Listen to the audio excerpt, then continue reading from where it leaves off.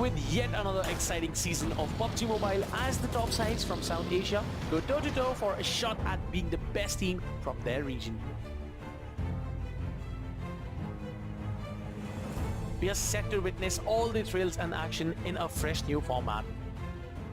For PMPL South Asia Fall Split 2022, the league stage will be divided into 3 weeks. Each week consists of 5 match days with 5 matches played out per day. Teams will be shuffled into groups at the beginning of every week and all teams will play 4 matches per day. At the end of every week, the top 12 teams for that week will play an additional match on limit. Each week will start fresh with no points carried over from the previous weeks. During the entire league stage, teams will have a chance to earn bonus points. Twice based on a team's placement in each week and once based on their overall placement in the league table. At the end of 3 weeks, the top 16 teams based on their total scores will move on to the finals. These teams will start the finals with the subtotal of the bonus points they have earned throughout the league stage. This means that the teams who do well in the league stage will have a significant advantage in the finals. The finals will be played out over 3 days with 6 matches per day. At the end of 3 days, the team with the most points will be declared the champions of PMPL South Asia. Additionally, the top 10 teams will also be moving on to the PMPL South Asia Championship. How will teams adapt to this new format and season? Stay tuned to find out.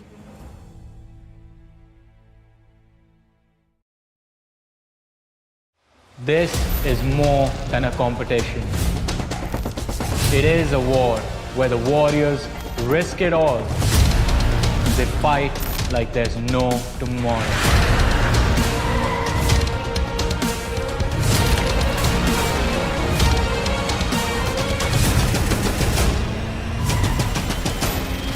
This is the sound of South Asia, live on the PUBG Mobile Esports official YouTube channel.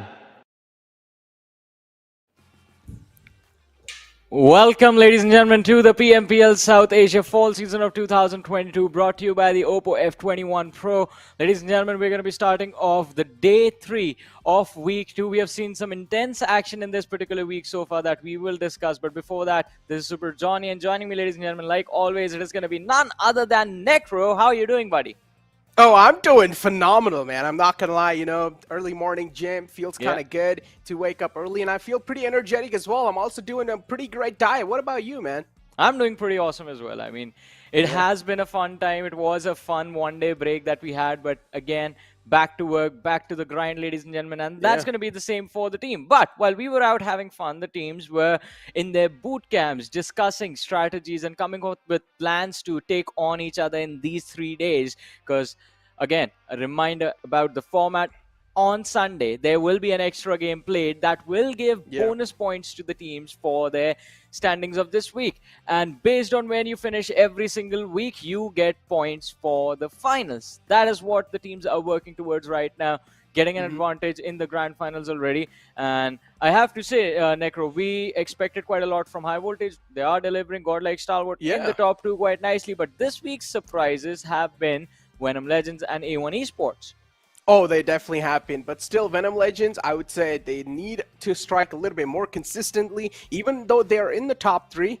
I mean, yeah, they're looking pretty phenomenal, but as we did see yesterday, I mean, or day before yesterday, I think games were not really looking that great, and then in the final game, they decided to strike. If that is the sort of pace if you're going, then you definitely need a chicken dinner every single day.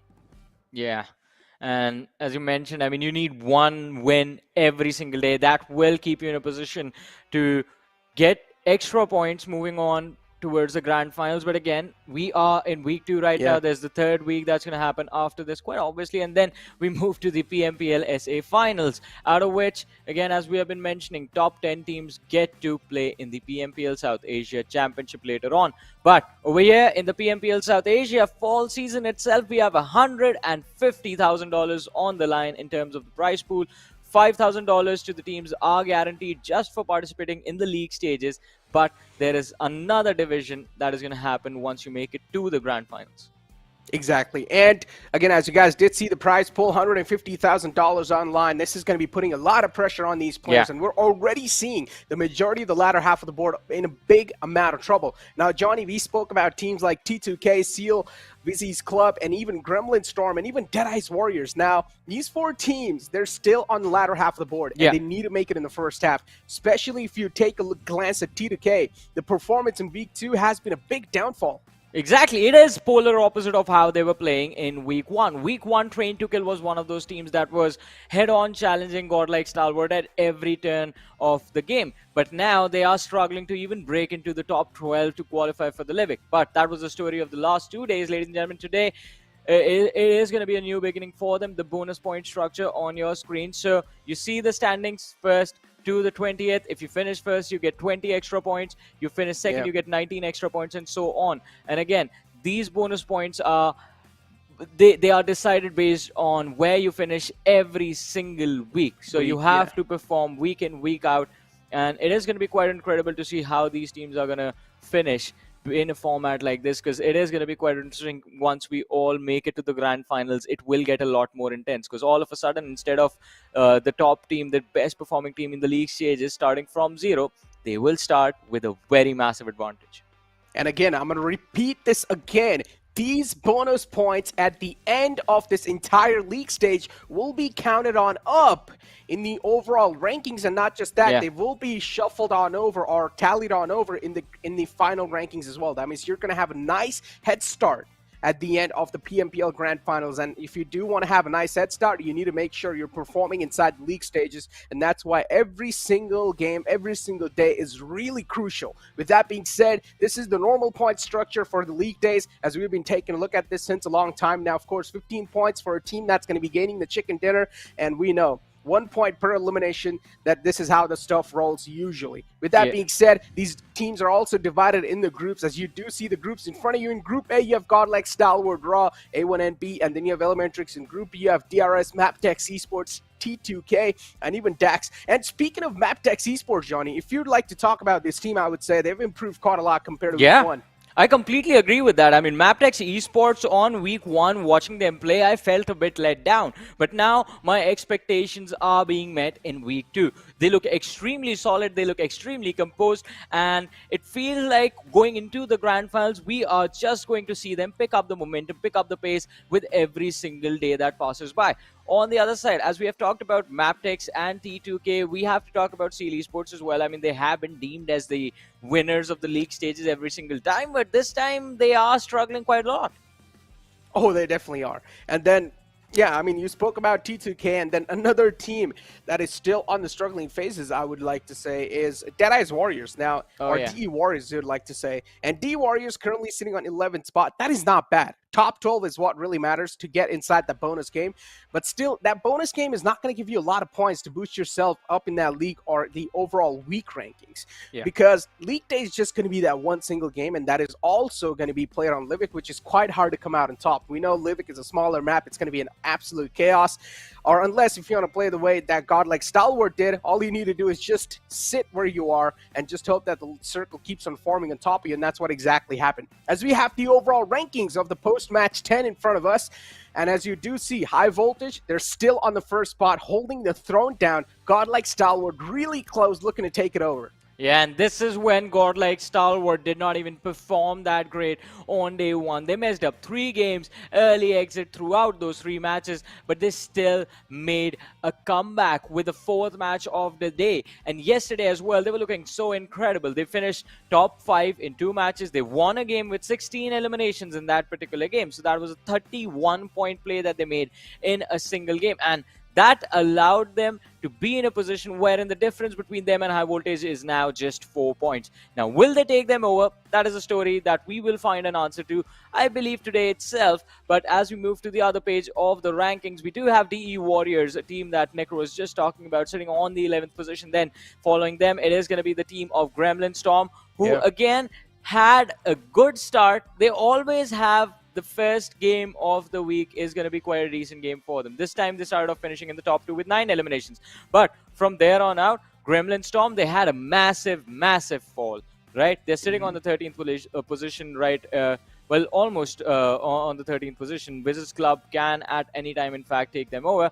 And it is going to be quite interesting to see what Gremlin Storm is going to pull out of the bag to keep them in a fighting position for that extra Livik game. Because that also does matter. Imagine the point after your 20 matches are done is like point difference between you and the team at the top is just 5 points, and you go into that Livik, win that game. You jump up 3 positions in the overall rankings. That means extra bonus points for the grand finals.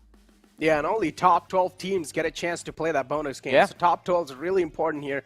And I would say still top 5 is important. I mean, in top 12, it won't really change a lot of things. Even if you do qualify inside the bonus game, you just have one more game to try and pull something off. You won't be able to catapult yourself insanely up high. And unless if you take 15 elimination points and a chicken dinner, then there's a big chance you might find yourself entering inside the top 5. But as I mentioned, breaching in the top positions, it's really easy for the teams. But maintaining that spot is really difficult. That means the consistency has been lacking from a lot of teams. And so far, if you speak about the consistency, even a big banner like T2K is currently falling inside that, but you still have 3 more days to go, counting this one in. But this is where teams like High Voltage have been very, very impressive. Specifically, I have to say High Voltage, because they have been extremely consistent to the point wherein they are sitting on the first position without a chicken dinner to their name. Even Godlike Stalwart as well. But Godlike Stalwart, we expect them to play like this. High Voltage, their week 1 wasn't... I mean, it was very good. I'm not going to lie. It was very good, their performance in week 1. They finished in the top 4. But this week, they're just looking even better. Yeah, they indeed are. And as you do take a look at the comparison, I mean, almost kind of matching, but it is understandable that Godlike Stalwart are toppling them over when it comes to the elimination points and the damage dealt, which is... that is what they're known for. The aggression has been the name of the game. On the other hand, if you speak about High Voltage, it's more kind of like a tactical, methodical approach inside a game. So considering they're taking that sort of an approach in the game and also able to come out on top of these sort of numbers, this is quite impressive. I mean, it is quite impressive from both the teams, in fact, and it will be very, very fun and entertaining to watch them go at it in the matches today as well.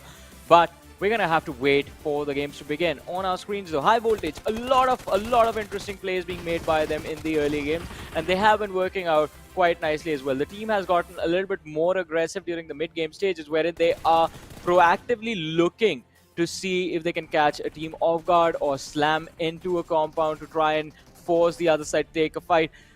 Godlike Stalwart, again, they do have a similar approach, but their turning point of aggression is like literally the start of the game. As soon as they drop, they're like fight, fight, fight.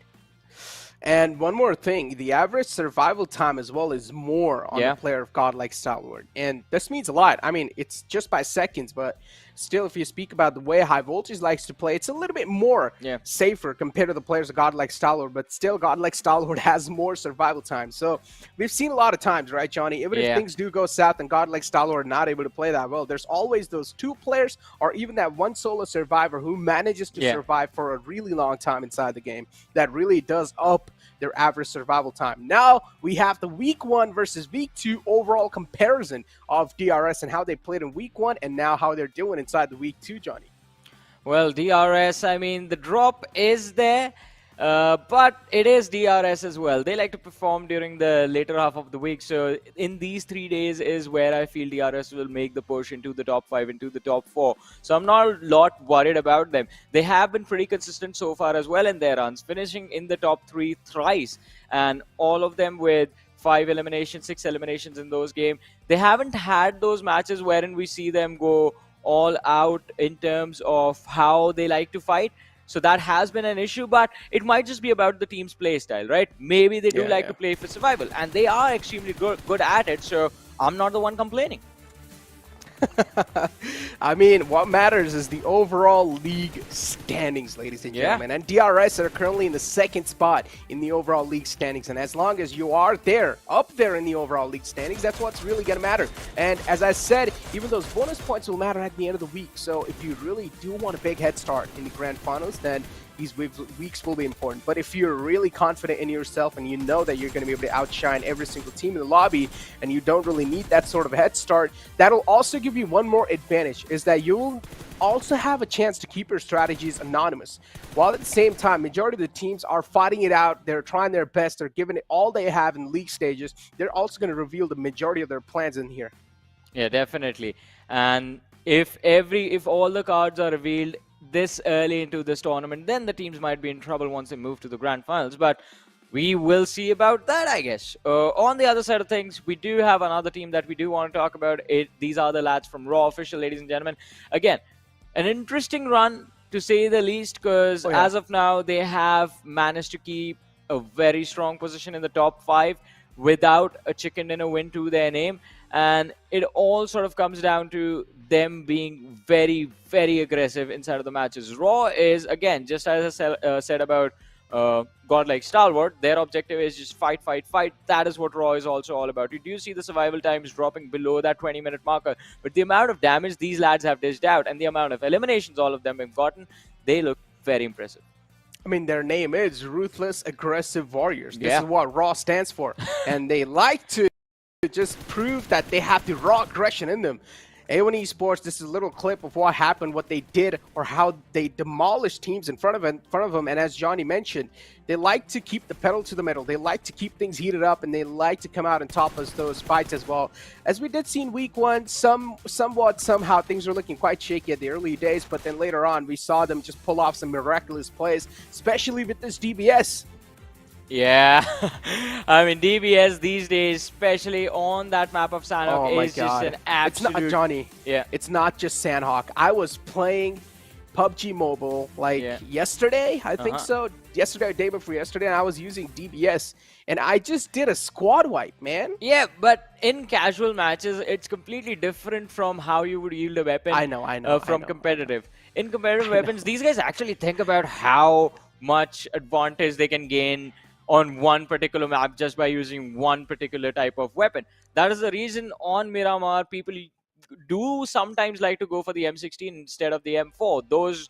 The damage drop off is it's much less compared to what it is for the M4s, and that sort of it's a small thing. It's like literally decimals of numbers, but they sometimes do end up putting a big impact on what the result of a game is going to be. And DBS on Sanhok, as we were talking about it, on close ranges, it's extremely deadly. These days, we are seeing some incredible moments with that weapon being the highlight of those moments. And of course, the players that do pull those highlights as well. But, I mean, it has become a viable option. Other than that, I think one thing that we did discuss during the start of this week was the lack of usage of the AMR. No one seems to be able to pick it up whenever they have an opportunity. I think this entire time, in a week and a half, I've only seen that being used once in this entire tournament.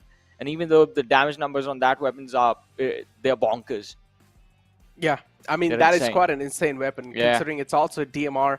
But again, as we were speaking about it, you have pretty limited bullets. You got to make the bullets count. You got to make sure you're hitting every single bullet. And I would say it's really tough to make the bullet counts, right? Because it would be really tough to just hit every single bullet unless if you're just an absolute god at the game. With that being said, schedule in front of us of the league stage, day 3. We're going to be kicking things off with Sanhok and then ending things off with Miramar. But this is quite an interesting schedule. 2 Erangels back-to-back. This should give teams a lot of confidence into themselves. Yeah, 2 Erangels back-to-back will build your confidence, but 2 Miramars back-to-back are going to drain it all out of you. But to start things off, the game number 1 is going to be played on the map of Sanhok, ladies and gentlemen. It is going to be an exciting one. And once again, a reminder for all the new viewers, every single match, one group is going to sit out the action. In game 1, that will be Group E. So Dead Eyes Guys, 1952, Jan Mara, and Gremlin Storm won't be performing in this game. But that also, Necro, brings me to my next question to you. What is your prediction? Yeah. Before that, Johnny, I just got to rub it in your face, you know. Oh, Look at that. Look at that number right there, dude. I'll get there today. Nah, I don't think so. Look, Let's just see. watch. I'll equalize just watch. This prediction's about to be right. Just watch. Keep this watching. All right. I'm going to go with Godlike Stalwart, first game. Oh, wow. Let's go. That's how you're going to go up, right? That is how you will get your numbers up. Just pick Godlike Stalwart in every single game. It's like F1 all over again, where the one you know who's going to win. No, I pick Godlike Stalwart. You got to pick someone else. So go. Why? It says nowhere in the rules that I have to pick someone else. Dude, but it's kind of. I'll go with Godlike Stalwart. Either we win together or we lose together. You're my buddy now. Can we change the pick, please? I wanna go with. Nope. I really want to go with IT. I want to change mine to IT. Make it IT, please. All right, let's go. But I picked IT. You picked Godlike Stalwart. All right, Let's see who's done. got this. Okay, Done. let's see who wins the battle of the Mongolian titles. But Yeah. ladies and gentlemen, predictions.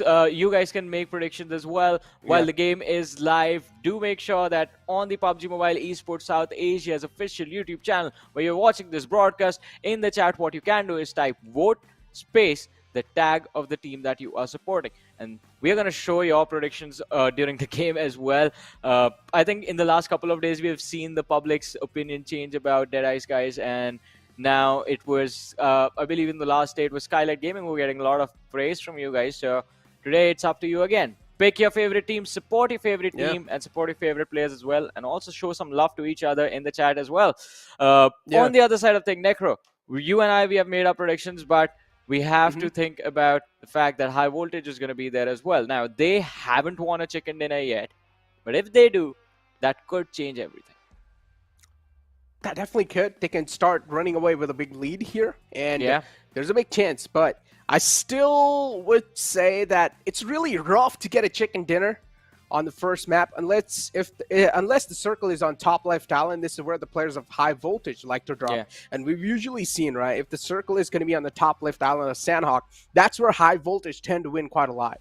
Because it's their home. It's their comfort zone. They know how to play around it pretty well. They have just booked it down. They know every single nook and cranny. They know how to take advantage in certain type of areas. So that's why High Voltage is really familiar with that top left corner. But if the circle is somewhere on the city lines, we've seen a lot of times High Voltage getting countered in those rotations. This has not happened once. This has happened numerous amount of times. But this doesn't mean that they're not able to stay consistent. They are still able to get those elimination points and those placement points somehow, and they're still able to keep those numbers going, the consistency flowing, and that's what really does matter. But one team we haven't really spoke about today is A1 Esports. And I feel like they deserve a lot of spotlight. Currently sitting inside top 5 and 4th position. And yeah, exactly. A big round of applause for how they've played, and considering they're missing out on two of their main players. Exactly. Not just them. Venom Legends as well. A1 Esports and Venom Legends are doing so well compared to how they were in week 1. Week 1 was not a good start for either of these teams. They were struggling for points every single game. A1 Esports even struggling to survive and stay alive beyond 10 minutes. I can't even imagine what the average survival time for week 1 is going to be. But week 2, they're looking so good and so consistent. As Necro mentioned, we are seeing A1 Esports on the 4th and Venom Legends inside the top 3 at this point. But ladies and gentlemen, all that conversation we are going to continue. But for now, game number 1 of the day, the map of Sanhok, day 3, week 2 is live right now. The trajectory of the plane starting from, well, basically the northern center of the map, close to Hathin, and going all the way towards, well, just north of Docks towards Khao. Exactly. And over here, even Raw could have been a really good pick inside Sanhok, considering now if you take a look at the circle, and Raw, they're right in the smack center. This circle's quite great. Again, keep this in mind. The circle's creating a big mysterious aura if it's going to be shifting on the right side or the left side. And of course, it's the players of Stalwart Esports already just firing some shots. As I said, Johnny, it's more kind of like a warm-up session, you know? You try to warm yourself up. You try to do some peeks here and there. Make sure your movement's right. Make sure your aim's looking pretty good inside the game as well. But yeah, this is what I used to do sometimes. Well, but let's see. I mean, if you play this like a warm-up, then it's going to be a very, very costly warm-up for you. And not for them. Not for them. I mean, for them, it can be as well. If they lose out on points, they can drop. There's Godlike Stalwart that can, in fact, chase them down. Although, as we were having this conversation about High Voltage, Necro, we talked about, you, in fact, mentioned if the circle is towards the northwestern part of the map, they are going to have an advantage. But now, with a central zone like this, crossing bridges is the most difficult thing for them to pull off, because they know Elementrix is going to be blocking the bridge towards the ruins area. They can't swim across the water because Godlike Stalwart and DE Warriors are going to be waiting for them on the other side. If they try and go up north, then there is A1 Esports. There is one viable option left for High Voltage, and that is a water rotation. Water rotation or go through Elementrix, I would say. Oh, yeah. these are two best options you can go for. The only reason why I'm saying go through Elementrix is because right now they're quite spread out. Elementrix like to drop inside ruins, and also a couple of players, or at least 2 players, like to drop in those outskirts compounds.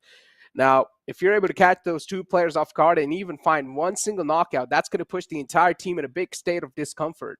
And that's when you try to take the advantage and cross on over. But again, it's up to the players of high voltage if they want to take the route of peace or the route of blood. On the other hand, as we have one player, Mr. Smokey from the side of Raw, just stuck behind a rock, knows there's the players of Dax. He cannot even do anything. He's wasting a lot of time from the initial plays.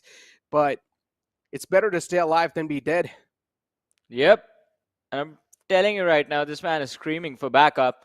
Just relaying the information of how the lads from Dax have positioned themselves to his teammates and asking for them to come to his rescue. I'm pretty sure Raw officials, they are going to show up. We do see them in the distance, so they are already on their way. And so are the players of Dax. We are going to have an early 4v4. Well, a 3v4 because Smokey does not have any weapons on him. Things are looking pretty tough for this man. But yeah, the backup's there as well. On top of the hill, Smokey should be rescued soon, as Dax struggled as the only man inside the compound. Raw should now be able to provide that cover fire to Smokey, but even struggles ready. He knows someone might just slip out from that rock. He is taking a third-person perspective. Smokey's on a run, hoping that maybe he's going to be making back to safety, and he exactly does. The shots are taken, but Smokey's not catching any of them. Oh god, right now going for a spray and is gonna find Liquid. An easy knock secured by the players of Dax now. Can they go for a finish? That is the question that they themselves are asking. It is not gonna be as easy as the knock itself. The distance between the two teams is quite decent, but it is an opportunity that Dax can use to reposition themselves. And if a few moments later, the players from the side of Raw decide to re-engage in this fight, then they will be in for a surprise. Speaking of surprises, I mean, right now, Dax, they're looking okay. But all 4 players inside this little compound, I'm not sure if I'm a big fan of that. Oh, look at the little kitty, man. It's pretty cute. I like that. But yeah, Para GD and the entire team of Dax, I doubt they have self-sufficient loot. And this might just be a little tough for them in the upcoming circumstances that they're going to be put into. So the struggle will probably be seen. And speaking of self-sufficient, man, a lot of teams sometimes are being too self-sufficient and making some bad decisions. Well, let's see. This is one of those decisions that I feel is going to work out for the side of Raw, as they have decided to not go for an early fight, but instead back off and help their teammate get some loot on themselves. But in the distance, we do see the lads from the side of Godlike Stalwart as well. They do like to play from boot camp and already have, in fact, abandoned their position, just moving south towards the city of Painan. Yep, on top of the hill. Yeah, Raw, they're going to have to be careful about this. Otherwise, they could be sandwiched between Godlike Stalwart and Dax at the same time, and that is not a situation they want themselves in. And even if you take a look at the top left corner of your map, you see the players of high voltage as well, just separating away from each other.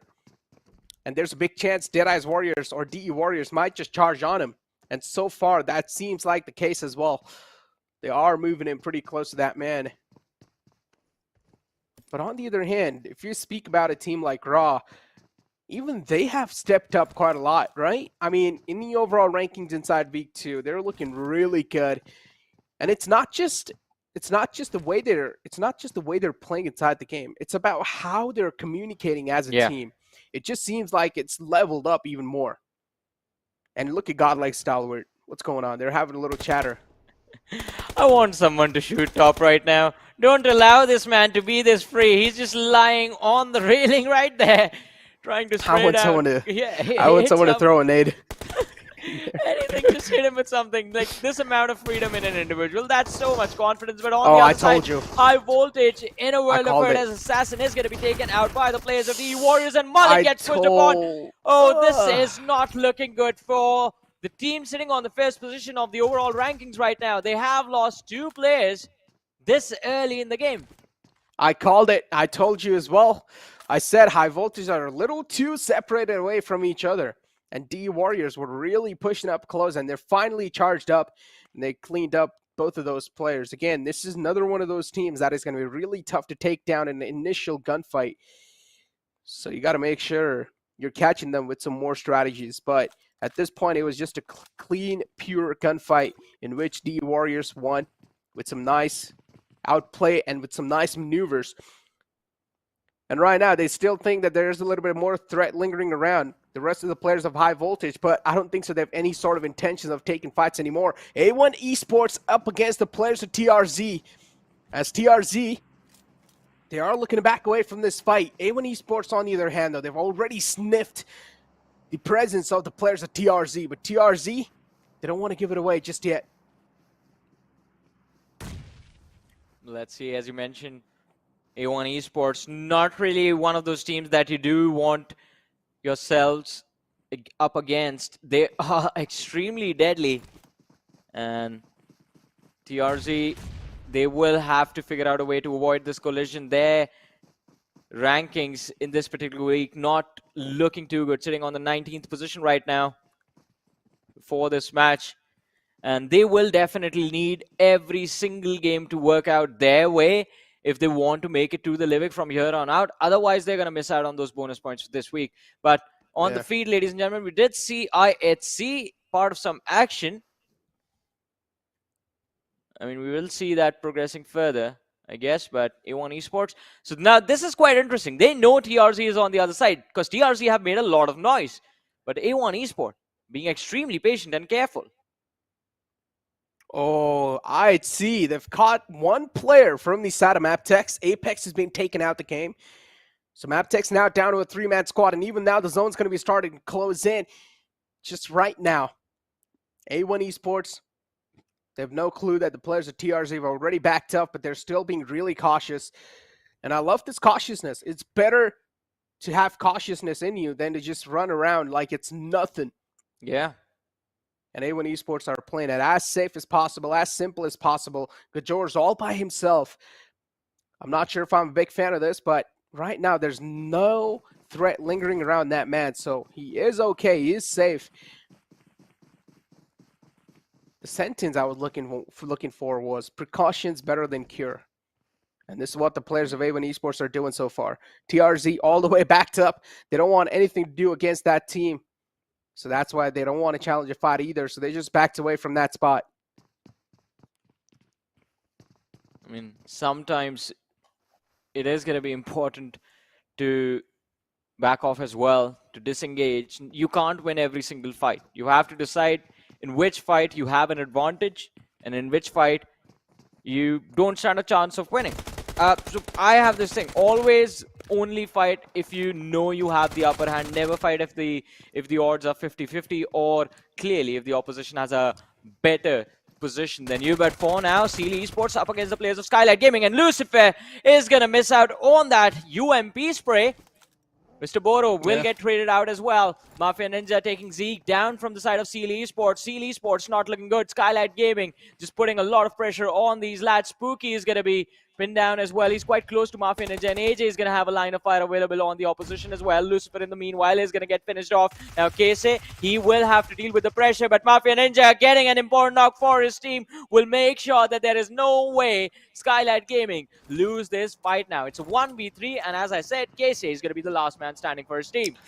Yeah, things looking pretty grim, and Kese is making sure that his position's not going to get compromised. But on the other hand, Nima is still on a prowl. He wants to find the man. He's just running around with a buggy, hoping that maybe he will give himself up and just shoot some shots or take some shots on Nima, but that's not the case so far. Skylights Gaming, they've already done some light work on the entire squad. One more to go, and he is pretty close as well.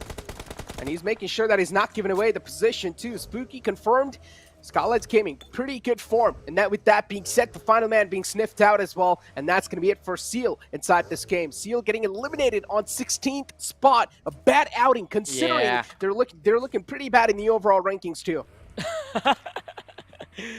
Oh man, not really is something that Seal Esports anticipated or wanted in fact, but now they're going to have to deal with it.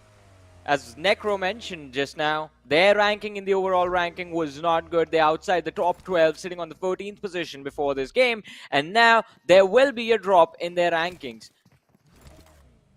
because they got no points from this match. They got a knock, but they weren't able to secure the finish. So that is literally going to be 0 points from this particular game. On the other side, though, A1 Esports versus TRZ, it looks like the fight is on.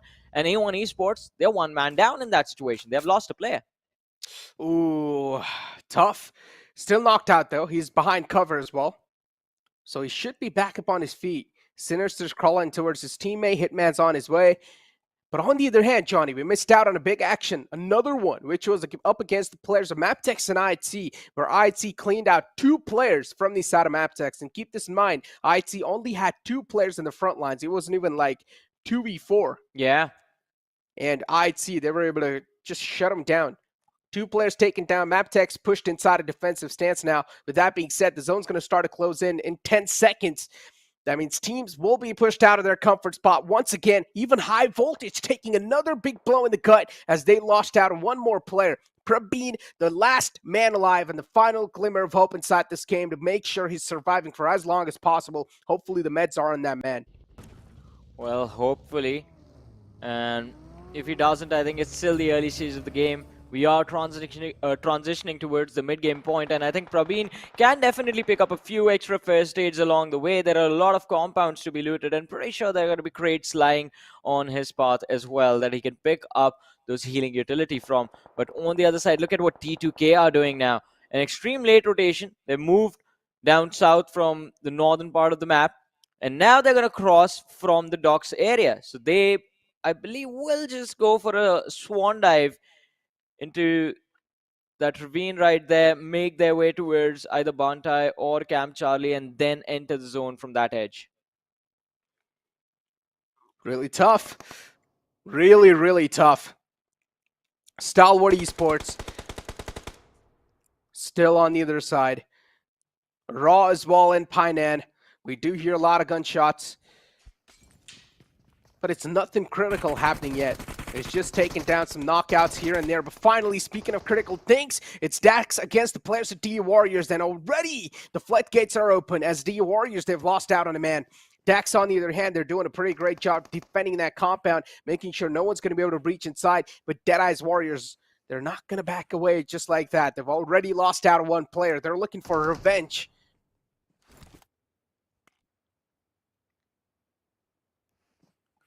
Oh, this is going to be intense. Sneak. He knows exactly where the players of Dax are going to peek from, or where they possibly can peek from, but they have to be worried about the flank as well. That is where East was going to come in, but now he has been dropped to his knees. The Warriors not really in a good position in this fight. Nirzet, the main man for the lineup from the backlines, he is making sure that the flanking players from the side of Dax, that is Spike and Assault, they will not be able to push upon his fallen comrade. Paragod is going to close in on the distance. He's right next to the shack now. And Sneak is going to be able to find a trade as he drops Spike down. Assault, he needs to be extremely careful. DE Warriors, they've wiggled their way out of trouble, but they are still not in safe waters. Again, this fight for the players of Dax is going to mean quite a lot, considering Dax's firepower hasn't been looking that great compared to the players of DE Warriors. DE Warriors, on the other hand, firepower is looking pretty phenomenal. Yeah. But they're down to a 3-man squad in which East was knocked out, but not anymore. He was able to back away from that one. The only way Dax can tackle this entire situation is use a little bit of brain and try and outplay the players of DU Warriors. And if you're able to find that initial knockout, the players of DU Warriors will be pushed in a state of discomfort. And just try and get that elimination point secured as well. Now, considering the blue zone is also going to start to move in, that was a pretty desperate move from the side of Assault. He could have tanked it for a while. Yeah, and it was a move that was made out of desperation, and now they might have to pay for it, Dax, as the blue zone is starting to move in, ladies and gentlemen, and shots are being fired, one after the other. The players from the side of Dax falling left, right, and center, and DE Warriors, they are making them pay for what happened earlier. They tried to chase them away, but now two players down, Dax not really in a position to fight anymore. They have lost two players in an instant to DEW. But DEW also not looking to force the situation more than they should. They are being extremely cautious with how they want to approach. I mean, they already know they've got the mental edge in this fight no matter what. And I told you, Johnny, Dax, with the way they are dropping those compounds, it was clearly evident enough that they don't have a lot of loot to survive. And that's why they couldn't even tank the zone, because they probably didn't have a lot of meds. They just decided to move out. They had no other option left, and unfortunately got caught by the players of DE Warriors. On the other hand, now DE Warriors moving in inside Pineland. They are going to decide to disengage from that fight because they know Dax are now going to try to play it as safe as possible. DE Warriors on a run. They might just meet the players of Raw, and we know what Raw they like to do in those close ranges. DBS all the way, baby. DBS all the way. That needs to be a poster now. Ooh, yeah, make it a nice merchandise. Look at that, DBS though. all the way. MABETEX, they got stuck between IHC and the players of Skylight Gaming. I believe also got a few extra picks from MABETEX, but now Skylight Gaming, since they made their presence felt to the players of IHC, they're going to be in a world of hurt, in a world of pain. But before them, IHC, they will decide to deal with the players of A1 Esports, as Godless did try to go for a few shots on the entire squad. Well, a couple of players from the whole team, but now he's going to reposition himself, goes behind the rock and falls, exits in fact perfectly now, isolating Hitman. He needs to find this knock. That's the danger man out of contention with Godless in a world of hurt. The perfect cover fire is going to be there from Alex. Oh my god! What a team fight! IHC, ladies and gentlemen! 9 eliminations already in this game, and they destroyed A1 Esports like it was nothing. Yeah, it was like a piece of cake for them. It was so quick. It's like A1 Esports just ran in a wall head first, and then they just fumbled down. IHC looking like a big mountain, next to impossible to take down.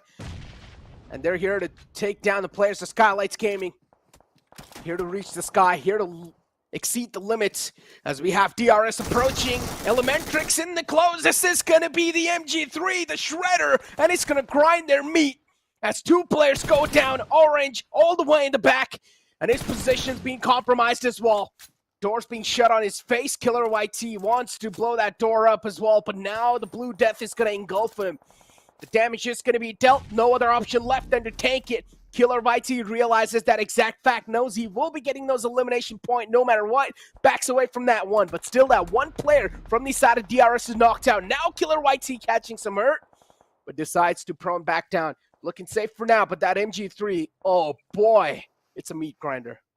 Well, it is going to be a meat grinder from here on out, as we have reached the 20-minute marker of the game. 11 teams, 32 players still surviving. Elementrix B-Shawl, the finish is going to be confirmed by the players of DRS. Skylight Gaming falling down on the other side, as Nima is going to bleed out as well. DRS down to their two players have to be responsible for picking up these points of Orange from Elementrix and Praveen from High Voltage. The two players who are going for a heal battle right in front of their eyes. I don't think there's going to be any way to flush them out. Going back in the blue is going to be invitation to your own death. Right now, the blue zone started to move as well, so you might as well just run inside the circle. Now, it's not a blue zone anymore. It's the wall of death that you need to run away from, because the damage will be chunked big time. Cannot afford to stay out of it, unless if you have a stack of meds available that you can try to out-heal the zone. But Godlike Stalwart, another one of those teams that is still alive in the game with full force, and even IHC looking to breach in. DE Warriors up against the players of Raw. Wanted a little piece of compound inside Pine Ant, but not welcome this time. Raw, they're pretty jealous of the fact that they even try to breach in. This is their home. They don't want anyone here, especially not the players of DE Warriors. And there's the exit. Back to the lobby you go. Bye-bye. Raw Esports just holding on to their position. Have to be extremely careful, because now there's going to be threats approaching their position from every single direction. And well, first of all, it is the lads from IHC who try to make their way in, and in an instant, stuck between a crossfire of Raw Official and Venom Legends, they are falling down. And even Godlike Stalwart, 3 teams on you, nowhere to go. IHC in a world of hurt, and almost on the verge of getting eliminated too. With that being said, if I'm not wrong, IHC should be out by now. But still, somehow they're holding on. Godlike Stalwart as well. Those are 2 of our teams, Johnny, just getting demolished at the same time. But keep this in mind, IHC, there's still a little glimmer, or maybe not. Not anymore. Neither of us is going to win this prediction. At Oh, least wait! for this game. Demo's all the way in the blue going for a med strat. Oh, wait, is he still alive? Yes. Wow. I thought all of them would have fallen by now, but no, yes, Demo is still there. Yeah. It's a brilliant plan's working out. And Raw, Venom Legends in the front and also in the receiving end. Venom Legends, the smoke pathway is created. It's looking pretty safe so far. The players are crossed on over. The fallen man should be back. Or no, not just yet. Laser still begging for mercy and help. He's crawling away from that one. DRS Killer YT, not a good option to cross on over with that vehicle, and it's about to blow it up as well. Killer YT's barely surviving on a sliver of health. Luckily, he's boosted up, so he's going to patch himself up with a first aid, and the only first aid he has available. Other than that, he has 6 more bandages that he can try to utilize in the future fights, but that's not going to be more than enough. It's not going to be sufficient, as we have the players of Raw just inflicting pain and hurt, and a lot of teams in the front, and they are looking like they are pretty much dominating the entire final zone. Yeah, definitely. But this one is going to come down to who has, well, enough utility to lay down the pathway out in the open, and also the numbers to deal with the pressure in 4 different directions. But for now, it looks like Raw Official, they just want to get as many points as possible from this one play, dropping a massive nade and then a Molotov onto Gangster from the side of Venom Legends. Fragboy is going to be the last player surviving for his team, and he has taken control of this corner rooftop from where he can, in fact, inflict some damage at least on the side of Raw. But this all only works out if the teams on the flank fail to notice that he is in this spot. And also, I think Raw Official are in fact aware of where Fragboy is trying to hide, because they keep lobbing nade after nade, util after util on the same spot, but nothing seems to connect. I think so. They think that he's inside the house, but he's on top of the house. So, Fragboy just going for a med strat. There's a big chance this trigger discipline might just work out. All 4 players exposed in the front. But Raw, they exactly know that there's a threat lingering around. They cannot trust on it anymore. Killer YT, a barrage of bullets on himself. Cannot stop the raining down from him. But Fragboy as well finally will be taken away from the wall of death as Venom Legends take an exit from this game. WIZZES Club up against the players of Raw. 2 big forces, and it seems like Raw are already on their knees. They're crumbling down, they're catching a lot of hurt, and WIZZES Club are just rubbing the salt on the wounds, and they're now also getting shot at from the back line. So the trigger discipline from the side of rules is working out pretty perfectly. Out the blue, going for some elimination point before he gets knocked out, and he will be cleaned up in the end. And now it's WIZZES Club up against the players of Raw, and there's one more team out in the blue going for a med strat. Is it Demo from IHC? Yeah. Yeah, it is. It is Demo. He's still alive. He's still going. And he can still make it happen for his team. Get inside the top 2. They already have a lot of eliminations to their name. But all of a sudden, the fate of Raw Official has changed. From being the team with all 4 players alive, this game for them has been brought down to this 2v2. Now this is all that matters. Incus, he has the M4 on him. Liquid going for the UMP right now. All 4 players just crawling towards each other, while Demo on the other side of the map is just healing. The man is just healing. Last first aid on him has healed 2500 HP already. Wow. Well, we know for sure that inside the player focus, he's definitely going to get the most healing done without a doubt. Oh, look at him, he's seasoned. Oh, yeah, there we go.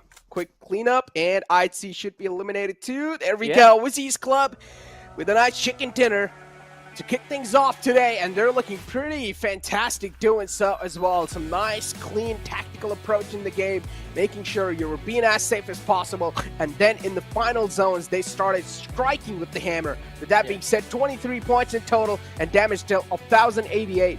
WIZZES Club in 12 overall rank.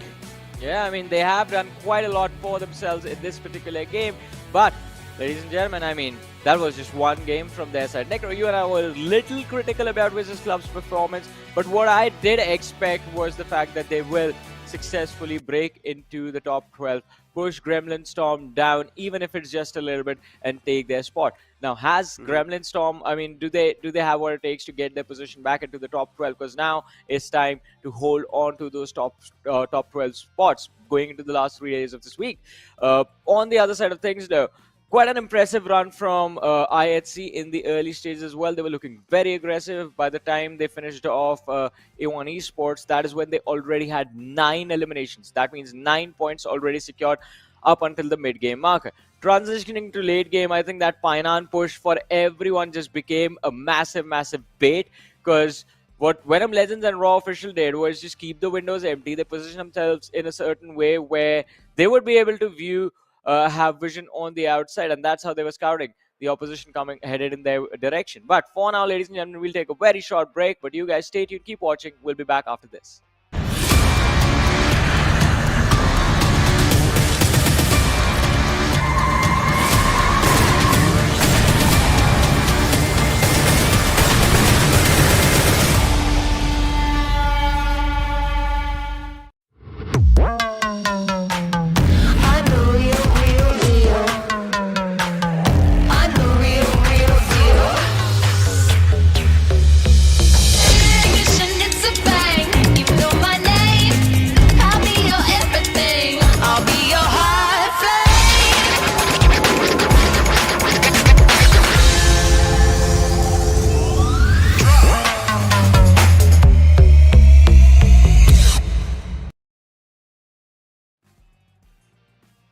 Welcome back after the break, ladies and gentlemen, to the PMPL South Asia Fall Season of 2022, brought to you by the Oppo F21 Pro. This is Super Johnny, joined by Necro alongside with me, ladies and gentlemen. And today is day number 3 of week 2. The first game of the day to be played on the map of Sanhok is done. Now, we have to discuss what happened in that game. Raw Official doing so well for themselves. At a certain point, Necro, I thought it was going to be their win. I almost said that I can guarantee they would win. But then all of a sudden, they forget about the fact that there are other players inside the lobby. There are players in the blue zone that can ruin their game, and they did. And then we had IHC breaching in all the way from the top of the mountain. Yeah. Again, this is what I've been always saying since day one, right? It's if you have the control off top of the hill, you are going to be on the prime spot without a doubt. Yeah. But if the circle shifts away from top of the hill, then going down from that hill is going to be way much more difficult than any other rotation in the world. You're going to be so exposed when you will try to travel down the hill, and that's what exactly happened with the players of IHC. As they try to travel down the hill, they were just getting shot at by 3 different teams at the same time. If I'm not wrong, it was Venom Legends, even the players of Godlike Stalwart, and even Raw were taking a little piece of that in that fight. Yeah, definitely. And that sandwich situation that they were stuck in was what was the reason for their demise. It was the main reason right there. But then again, Demo being there for his team, the amount of heals this man put on just to make sure they made it into the top 3 will definitely put them in a very nice position after this particular game, because the difference on the overall rankings was not that much. On the other side, Raw, we did talk about them. The level of aggression they bring to the table is always going to be impressive. I don't think I'm going to get bored watching them play, no matter which game, which map we are talking about. And DRS as well. DRS, a very interesting run. They made it to the top 2. So, sorry, the top 4 in this particular game. And that was something that they needed, right? We talked about them sitting on the top 10 in terms of the overall ranking. They need the top 5 every week, DRS, because they want to make sure, again, like everyone else going into the finals, they don't have to start from scratch. They don't have to start with a massive disadvantage. They want to keep the competition in a close check. Indeed, and speaking of WIZZES Club, I mean, if you take a look at from the week 1, week 2, things haven't just quite fallen their way. But now in this game, they're looking pretty okay. On the 12th spot in the overall rankings, WIZZES Club, now things are looking like there's a little glimmer of hope. And hopefully they keep on pressing on that glimmer of hope, and hopefully they keep on trying even best to come out on top in these games. Now, Sanhok game, we always know Sanhok is a map that brings in a lot of variety. You don't just see a normal team winning, or if you think like, okay, Godlike Stalwart just dominating the entire tournament, and they're just dominating all the other maps, but dominating a map like Sanhok is going to be way much more tougher. We've spoken about this, way much more smaller map, a little bit of more RNG compared to other maps, and this is what helps other teams shine through. Well. I mean, the teams, they will have to shine through to the best of their abilities. And yes, that is what I was talking about. IHC, yes. Technically, I should get 1 point because they're on the first spot in the match rankings. Yeah. No, you get nothing. They have to get the chicken dinner. That's the rule, Necro. Only the win counts, not the points. For us, it's much more difficult. But yeah, coming back to IHC, 11 eliminations. Extremely early in the game. I don't think the survival times apart from demo, the other players went out pretty early before those final few fights happened. But still, 23 points scored from this match. IHC, they're going to be feeling pretty great about that. But now, one thing that I want to see is what this game is going to change in the overall rank. Because as we mentioned, the difference wasn't that massive in terms of how the teams were on the leaderboard. Because we had high voltage before this game, we had high voltage on 93 points on the first position. Then there are the players from Raw sitting on the 5th position with 71 points to their name. 22-point difference. You can easily cover that up with 2 good matches, 2 wins, and you have already crossed the threshold right there. On the other side, we have starting from the 6th position, Deadice guys with 63 points. Before this, they were tied with MABETEX. IHC was not too far away, literally just a point behind these two teams. And it goes all the way till TRZ. DE on 63 and TRZ on 40 points. That's 23-point difference between the 6th and the 19th position. And yeah, I mean, Deadice guys were sitting it out, right? So yeah. Now that the teams really needed to set the target, they've already done their job. Now it's time for Deadice guys to break the barriers and get their spot back. And yeah, Johnny looks pretty surprised, and it is understandable why he is too. Venom Legends had just surpassed 2 of the best teams in the lobby. Even IHC have made a big leap, 3-position leap on the top 5. WIZZES Club all the way in the 6th spot after that chicken dinner. They've leaped over 7 positions. A lot of changes in the overall rankings, and now this is looking like a completely new slate. Exactly. They are looking very impressive in terms of how they managed to bring themselves up in this particular week now. And again, Venom Legends sitting on the 1st position. I like seeing teams like that sitting on the 1st position. I mean, they were struggling on week 1. Week 2, the improvement is so drastic for them. But if you talk about the teams that have bounced up, we have to talk about the teams that have fallen down as well, because we have Deadice guys dropping 5 positions. And as you mentioned, Necro, they weren't playing that particular game. But MABETEX was there. They also dropped 5 positions. I mean, MABETEX, yeah, they did not have that good of a performance in this game, too. As I said, IT and MABETEX fight was breaking out at the start, pretty early, actually, in the game. Yeah. And IT already took out 2 of the players on the side of MABETEX. So MABETEX are already handicapped big time. And to play handicapped, especially for MABETEX, where things have been looking pretty tough for you guys, it's going to just up the difficulty level even more. With that being said, the upcoming game is going to be played on Erangel, and Group D is going to be sitting it out. So that means Deadice guys is back inside the competition, but teams like TRZ, Venom Legends, Godlike Gaming, and even High Voltage are going to sitting it out. It's going to go as quickly as possible. Venom Legends, the 1st position holders, I think just the fact that the moment this attain that 1st position, the moment they attain the podium on the leaderboard, they are going to be forced to sit out in the next match. I think that is absolutely brutal upon them, but it is also part and also fun of the challenge that you have to prep for the games when you are not playing. If you don't have a safety cushion available for those matches, then the drop, it will be unavoidable for you. You will lose your position on the ranking. And I think this is that particular game where Godlike Stalwart, IHC, A1 Esports, they are going to look to capitalize on the fact that the team sitting on the 1st position is not really there. And also, as you mentioned, Deadice guys will be returning back to the lobby, so they will try their level best to make a push quite deep inside of the top 12. They would like to end the day somewhere around, I would say, they started off in top 6. Right now, I think their objective should be to finish in the top 5. I mean, again, objective is going to be there, but there are going to be quite a lot of teams, quite a lot of circumstances. That's going to make a lot much more tougher. With that being said, Johnny, again, time to make our predictions and another chance to tie it up with me for you and for me to gain and run away with lead and just be Godlike Stalwart. I'm going with Godlike Stalwart here. Oh, Johnny, come on, man. Over and over again like that? I'll do that the entire day now. You went in with the previous game as well. No worries. And now you're going to Godlike Stalwart. I believe they will win. I believe Godlike Stalwart will be the reason I surpass you in this prediction game. Yeah. All right. You know what? I'm going to let you have it. You went with Godlike Stalwart. I'm going to go with DRS Gaming.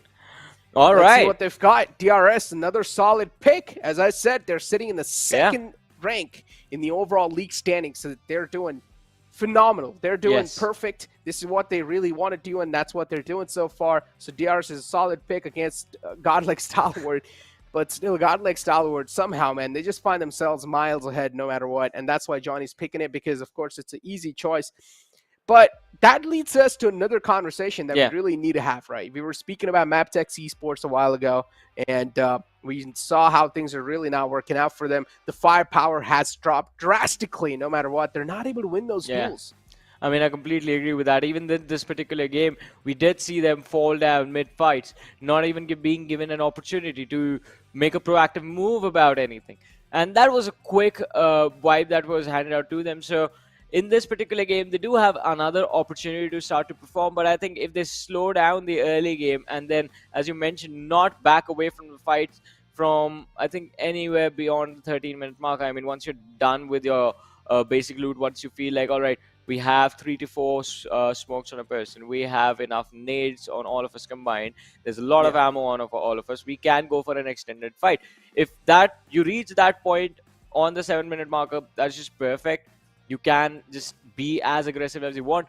But if not, then wait till you have everything to have even the smallest opportunity in a 4v4 against the opposition. Because those small little openings that you create for yourself with the utility are the things that end up winning you those fights.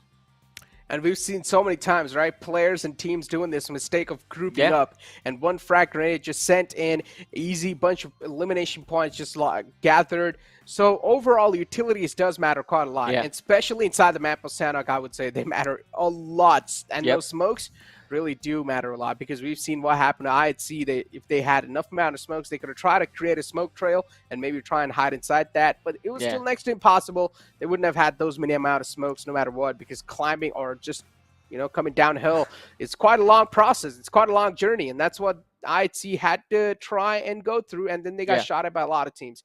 But now we're going to be going inside Erangel, where things are going to be way different. Teams will be inside their comfort zone. What will matter is the circle in those final games or in those final moments. Now, I want to see a military circle, as always. This is what I love. But what about you, Johnny? I mean, I love military circles as well. We have already talked about this. I mean, they do take the game to a very interesting place, but so do the Stalwart Hills. Now, you hardly get to see the Stalwart Hill finish in this game. It's a very rare moment, and even the teams are not really prepared for that sort of action, because, again, as we mentioned, the fighting terrain on Stalwart Hill is very, very difficult to maneuver in between team fights. But let's see where this game is going to take us, ladies and gentlemen, because the game is live. The trajectory of the plane starting from the western edge of the Gatka area and going all the way towards Milta Power. The trajectory of the plane also leaning heavily towards the southern part of the map. And Necro, do you believe what you just said? Do you expect early fights in this game?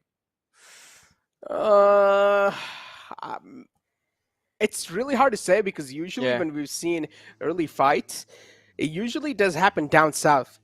Towards A1 Esports or either 1952 Elementrix or something like that. But right now the plane flight path was just tilted down south. There's a big chance we might not see, but there's a chance we might as well, because right now Gremlin Storm and even Raw right next to each other, and one of the players from the side of Raw is on a run, doesn't want anything to do with that building anymore. He dropped over there, but look at this, just one little man running away for his life, and even Gremlin Storm finally, they're going to exit away from that spot. So at this point, teams are just going for the vehicles, finding those vehicles, and probably will try to go towards their drop location. The circle as well is pretty standard, just a little tilted on the left side. Well, let's see though.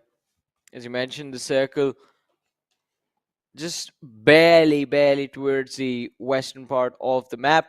But on our screens, we do have Rowdy from the side of Gremlin Storm. Now, Gremlin Storm decided to drop quite close to the... Well, in fact, they do have control of Pachinki for now. And it is going to be smack in the middle of the circle. So, at least for a few moments, Gremlin Storm won't really be feeling the presence of the opposition around them. But all of a sudden, there is going to be a time when teams are going to start pouring in. And that is the moment that Gremlin Storm need to prepare for. They have to just position themselves that they do have an option of providing someone, one of their teammates, backup just in case someone goes down. And right now, Gremlin Storm is still in that looting phase. They are a little spread out, but I don't think so.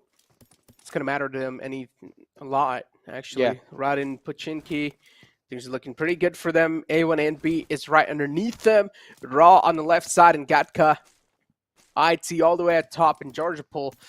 So yeah, these teams are looking pretty peaceful. Yeah, not a lot of early action, actually. So things are looking pretty okay. As I said, usually if the plane flat path is away from the southern side, then we see early actions. Yeah. If the plane flat path's not away from that southern side, then we're not going to be seeing any sort of early actions. The reason for that is A1 and B, 1952, and even Elementrix, they like to drop in those individual small compounds.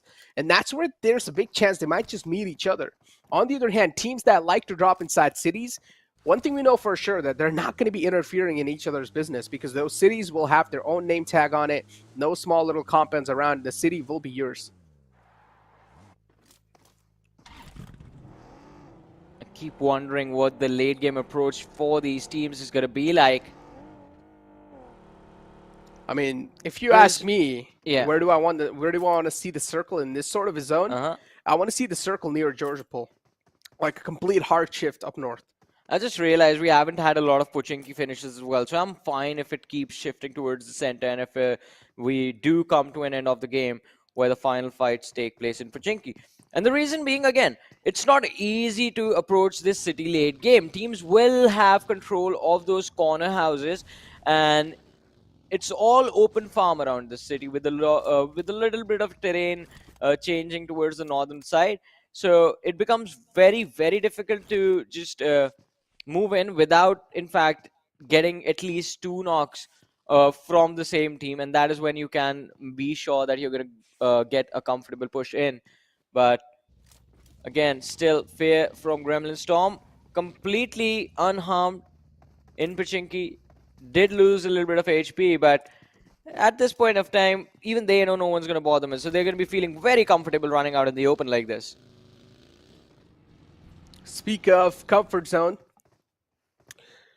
I mean, right now teams are looking quite comfortable no matter what space you are in. Other teams are pretty far away from you. The circle's big enough to contain a lot of teams in it. So at least in the first circle, we're not going to see any fights.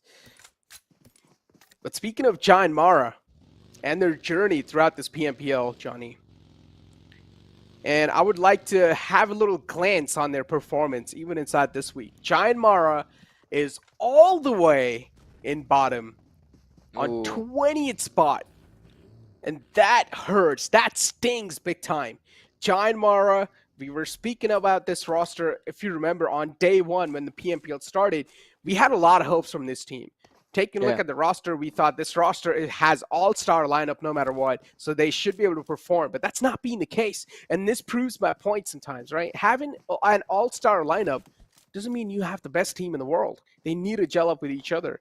They need to have a nice understanding between each other. And even in the overall league standing, Johnny, Giant Mara is sitting inside the top 16. Yeah, understandable. But they're on 15th spot.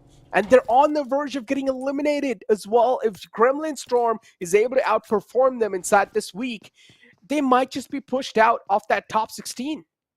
Ooh, that is going to be absolutely brutal upon them. But I'm going to wait and watch as to what is going to happen to Gremlin Storm, because again, to be fair, they weren't there the previous match, so we can't really hold it against them that, all right, you have a massive drop in your rankings because of a game that you did not even play in.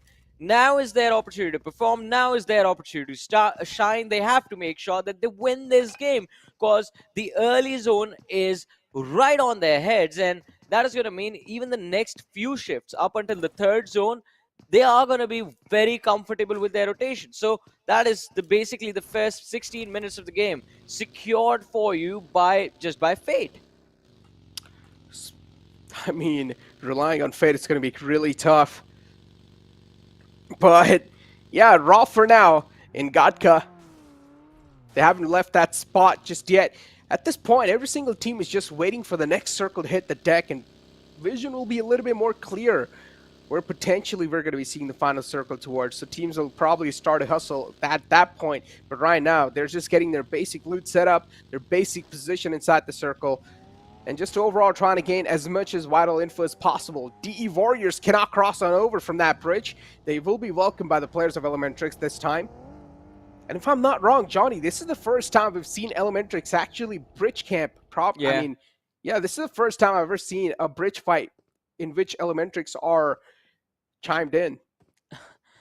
I think we've seen it before as well, but not really a bridge fight, because Yeah, usually it's it's just Elementrix like- just taking on the players of A1 Esports close to the bridge. That is what usually happens, but we'll talk about it later, as Janmara are taking on the players of Dax. Assault, cornered and pinned down, is going to be gunned down as well and finished off. No Fear getting that pickup, but the retaliation is going to be there as Spike is here. He's the only man that's made it as backup for his team, but from the distance, Necro, I hear them. I hear the players of 1952 approaching to third party this entire situation. In the meanwhile, Dax still struggling to deal with the players of Janmara. No Fear still left standing inside the compound, is going to get berated with nades quite brutally as well, as he tries his best to survive, running out of the room, blowing down the door as well, but taking a lot of damage and getting finished off now. Dax, they've lost one player, but they've gone on to wipe out the entirety of Janmara, and 1952, who was so over-eager to third party this fight, are getting backstabbed right now by the players of DRS. Yeah, getting stabbed in the back is not a good thing, and this is what is happening with the players in 1952. Teams in desperate needs are getting shut down pretty early off. Even 1952, they're quite desperate for the points, and now they're up against the players of DRS. DRS, on the other hand, looking pretty comfortable in the overall rankings and even in the overall league standings. So DRS, they're looking pretty fine. They just picked off 2 players from the side of 1952, were able to dismantle them and are able to just handicap them for a long time now. On the other hand, if you speak of Giant Mara, I just had a conversation about this team and how tough things have been for them. And I guess I'm not wrong. Well, they're not gonna let you be wrong like that. Well, doing quite well for themselves this time around, just managing to catch the opposition completely unguarded and distracted at the same time. But, ladies and gentlemen, the first airdrop of the game brings with it the MG3, the extended quick draw mag for the snipers, and also the level 3 kit, which has the vest, the helmet, and the backpack in it. And we're going to find out which player is going to be the happiest man inside of this lobby to be able to get all of these goodies. But for now, it seems like Dax, now their priorities have changed. They've lost a player. They have the momentum of just wiping out an entire team in a few short moments, and I believe their attention now has shifted onto Seal Esports, because Spooky seems to be missing from the lobby. I believe he's been finished off. Yeah, teams getting handicapped, some teams getting wiped out. Giant Mara all the way in the last spot in the overall rankings, man.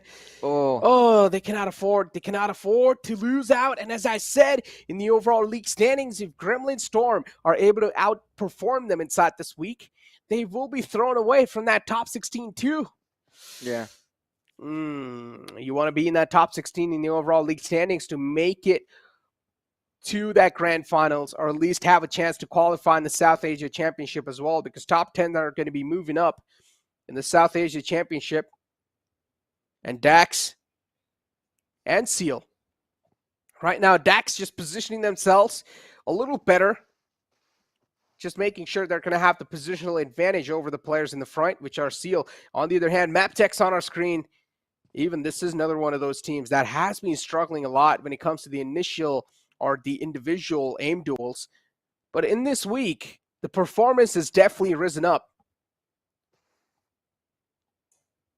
Yeah, the performance has gotten better, but let's see this. MABETEX Wally trying to see if he can shoot Rowdy in the distance.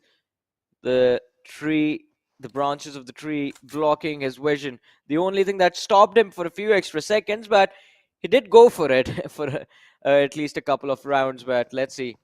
Not a lot of opportunity to engage in on the players over there, but DRS have made themselves, well, have given away their position right now to MABETEX, and they're going to be waiting for them in this position. So there it is, the car out in the open. Fear from Gremlin Storm trying to see if he can get a few knocks, but the shots do not connect. True Love is there as well, completely exposed. It's not going to be an easy situation for them to go for a push onto these compounds. But Gremlin Storm, they have no other option but to take the fight against the players of Raw. They see their memo. He's going to try and find a knock and almost secures it as well, making things easier for the players of IHC. Alex going for the push onto the ridge, and Gremlin Storm from the distance also dishing out a lot of damage on the players of Raw. IHC on top of this hill. They are getting a lot of vital info, which they can try to react with, and Gremlin Storm finally going to find a knock. And the one which they were looking for pretty desperately, Memo will be able to flush him out as ball from the game, but no, not just yet, barely surviving, and finally will fall down. Gremlin Storm, not a bad start. One elimination point already accumulated, looking pretty okay so far. They have a nice split, but if the players do get caught with that split, and even if one player gets knocked out, it's going to be next to impossible to get the fallen player back up. But if the split does work out, they will be able to dominate this entire terrain. Let's see if that is actually going to happen. Right now, we will be waiting for a build-up. Rowdy looks perfect. It is going to be on point. Raw official, they're going to be in a world of hurt after this. Look at that, more damage dished out on Liquid. And now he's going to lob a smoke right there to create extra vision, a little bit of extra cover just in case. The revive was successful a few moments ago. Just playing it perfectly. Rowdy not overextending, not letting go of the pressure either. But yeah, I feel if his teammates close in, they are going to finish them off. So Liquid is going to get finished off, in fact. And now Inkiss is the man stuck in a very awkward position. Elementrix on the receiving end, and so are the players of A1 and B. As soon as the next circle shifted, brawl started happening all across the map. We are seeing a lot of skirmishes as well. Koa being knocked out, the res is being stuck upon him. A1 and B able to get the flush out, able to flush one player out the lobby from the side of Elementrix, but the next circle is going to shift down south, pushing a lot of team outside their comfort zone. 1952 found themselves in lucky shoes. DE Warriors on top of the potato hill. That is going to be a really crucial spot to hold. Let's see. Oh, quite unfortunate. Just flipping the vehicle right there on its roof. But they do get it back now. Hitman is just keeping an eye on his teammates. Just making sure that there's nothing standing in their way. Well, nothing but the players of Godlike Stalwart, as Stop does in fact dish out a little bit of damage on the players of A1 Esports right there. And they have been made aware of his presence from here on out. But look at the feed. Dax, it looks like, are just destroying the players of MABETEX. I wonder how long MABETEX is going to survive. Stalwart still just gazing upon them as A1NP continue to put the pressure on those windows, making sure they're not going to peek out of those and not really exceed or overextend themselves. Hitman stuck in quite a weird spot to get out of. 2 smokes utilized. That means he only has 1 more left. 1 more to go. IHC with a pretty desperate rotation. There's a big chance they might just get caught with this one, and they exactly do. Godless knocked out, on the verge of getting eliminated from the game as well. The spray's not able to connect. IC as well on the same terrain. He should have went for IC instead. He could have been able to knock him out from the game. IC was so damaged. But yeah, I'd see now they're going to meet the players at DRS, and DRS, this should not be that tough of a collect for them. This should be a pretty clean sweep, and Hitman now getting shot at from somewhere else. Pretty out in the open. Godlike Stalwart had a clear line of sight onto that man. Another smoke tossed in, and that's the only smoke he had available. The zone's going to start to close in. It's going to dish out a lot of damage. Barely squeezes the med in, and now he is going to be rescued by his team. The spot that A1 Esports has found themselves in, it is okay for now, but if the next circle shifts away from them, then it's going to get, it's going to get dicey for them. Oh, Hitman! What did you just do? Necro, you just said it, right? The important words in the phrase that you uttered were okay for now. But now, even now has changed for A1 Esports, because all of a sudden they are a three-man squad stuck between IHC and the players of Godlike Stalwart. It's not going to be an easy job for them to stay alive, but same can be said for the players of MABETEX. As now finally we see a little bit of retaliation against the players of Dax, as Paragon is going to be the last player surviving. Baron has made it his mission to finish off the entirety of Dax, but Baron is taking damage from the flank, and his teammate is going to go down right in front of his eyes. Baron going for the shots on Paragon, but he's staying behind the cover. The Molotov is going but he goes wrong! It blows up in his face! Dax, they are going to go down, but what a blunder right there from MABETEX! It was either a 200 IQ play or it was a big blunder from the side of MABETEX. It was either that player walking in his periphery, in his line of sight on purpose, or that just happened luckily. But that Molotov was definitely blocked, and MABETEX Esports, they just dug their own grave right there. But anyways, that was not a winnable situation. It was a lose-lose situation anyways, because the zone was closing in. But still, that was, if that was intended, then that was a 200 IQ play. It was the biggest brain ever used inside the game. And D Warriors, light work on the players at T2K. T2K on an uphill battle. Couldn't even survive that. I don't think I'm gonna stop thinking about that for a minute now. Yeah, it was pretty brilliant. It can be anything, right? Maybe he just mollied himself on purpose to deny the point to the opposition, because as you mentioned, that both of them were gonna go, die to the blue anyway. It was an unwinnable situation. But moving on, ladies and gentlemen, IHC, it looks like, have been eliminated from the match.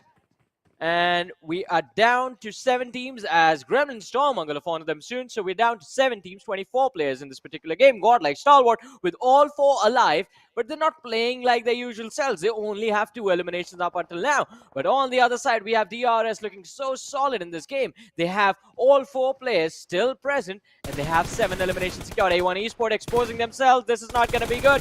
Top is going to shoot them in the face, and there's the opening knock right there by Action, and the instantaneous finish. Well, it's going to be stolen. Did it get stolen? Not sure about that, but let me tell you what, these players are connecting some incredible shots on top of that roof. Those shots are dishing out quite a lot of damage, making sure the teams are not overextending themselves, just staying on their knees. A1NB getting eliminated from the game. Not a bad position to get eliminated from. But we still have 6 teams alive and 21 players in total, in which DRS, they are a full-man strong squad. They have all the 4 players up. They're looking like one of the strong force inside the game. But Godlike Stalwart are moving in from the left, and there's a big chance we might just see a big fight between these 2 teams. Well, let's see. It's going to be a massive, massive brawl between these 2 teams. As you mentioned, DRS started things off with a nade, getting an opening against Godlike Stalwart, but nades are being dropped upon Seal Esports by 1952's entry as well. Now look at this, how aggressive this man wants to be. He's smoking outside the window so he can jump out, but not thinking about teams on the high ground is definitely something that will put him in the corner at this point, because now he has to fall back, and he just lobbed 2 smokes to create a path with the closing on the distance against Seal Esports, and it is not going to work out for him. 1952 in a very troublesome situation. The nade being lobbed towards Seal Esports does find an opening, but 1952, they do get stuck and shot down by the players of DRS, and they're going to be taken out of this match. We're down to 5 teams, 19 players still surviving, and Seal Esports all of a sudden are stuck in the crossfire between DRS and the players of the DE Warriors. Yeah, D Warriors with a high ground. As I said, holding the potato hill now is going to be one of the most crucial position to do, and this is what exactly the players of D Warriors have done. They've managed to defend that perfectly. Now it's time to instill the wrath on the lobby, and that's what they're exactly doing. Instilling fear from top of the grounds and making sure they're getting as much as info and elimination points secured. DRS in the front, nowhere to go. The smokes are there to shroud him. There's Zed catching a little bit of return fire, but he shifts back inside the cover. Seal, they are pretty desperate to get the fallen man back up, and they can barely try to make it inside the edges as well, but D Warriors are being a big problem here. Look at the map, look at the map. Godlike Stalwart pushing on the players of DRS. They're going to walk right into the crosses of DU Warriors as well. That is not a good move right there. DU Warriors all set up for success now if they can time the assault perfectly, but Godlike Stalwart just living up to their name, destroying the players of DRS. Delta barely managing to survive for a few extra seconds. He just has a pixel of HP upon him, and while Action is just spraying clip after clip towards that tree, Pika, his very own teammate, is bleeding out in front of his eyes. Top is going to be knocked out as well, and while Delta somehow manages to stay alive and keep his team in a fighting position, Godlike Stalwart have lost 2 key players of their lineup. How are they still alive? Even after making such a desperate move, they should not be alive at this point. DRS, Delta ran out of meds, nothing to do, cannot even patch himself up. Will use his final bandages, but does have 6 boosters available, but he's not going to be alive to use those anyways. Deadeye's Warriors now pushing up against the players of WIZZES Club, where they have the MG3 backing him up. The firepower is definitely looking really strong, but East will be finally cleaned up with an AKM in the close, and that's going to be BBE Red just shutting him down no matter what. DE Warriors out the game. WIZZES Club now, all the 4 players up, and they're looking like the gods of the lobby as they have the high ground to play with as well. And Stalwart Esports, even though given one of the most sticky situations, they still come out on top of this fight with just pure aim and pure game mechanics. And now they're getting picked off one after the other. Yeah. WIZZES Club, they're just dismantling them. They expose themselves, they reveal their positions, not now, but a few moments ago. Now it's going to be up to the individual skills of the players to bring them their team, their entire team out of this sticky situation. 2 players left standing for the side of Godlike Stalwart. 2 players knocked out in the open, but the finishes have not been secured yet. WIZZES Club, in the meanwhile, they have one of their own knocked out, but it should be a very easy revive for them to go for because they have the numbers advantage in this situation. Godlike Stalwart, in a few moments, Necro, they're going to be backstabbed by the players of Seal Esports, and that is the moment when WIZZES Club will strike and secure this win, or maybe even sooner, because with one nade, the man, the myth, the legend, just absolutely destroying Stalwart Esports with one nade. A man and his nade doing wonders in this game. And now Seal Esports, it is done and dusted. This was not supposed to be your game. Congratulations on making it to the top 2, but maybe I was wrong because Kise is securing knock after knock. He's gone for 2, and the other lad is extremely low. So if Quid goes down, Seal Esports, they will win this, but Kise will have to clutch out a 1v2 or go for a revive right now. The other lads, they're going to be far away, but Zeke is going to bleed out, and now Kise stuck in a 1v2. The UMP has 11 rounds in it. He goes for a reload. The armor is not even there. He's going to have to be extremely careful with how he approaches this fight. It's a 1v2 situation on him.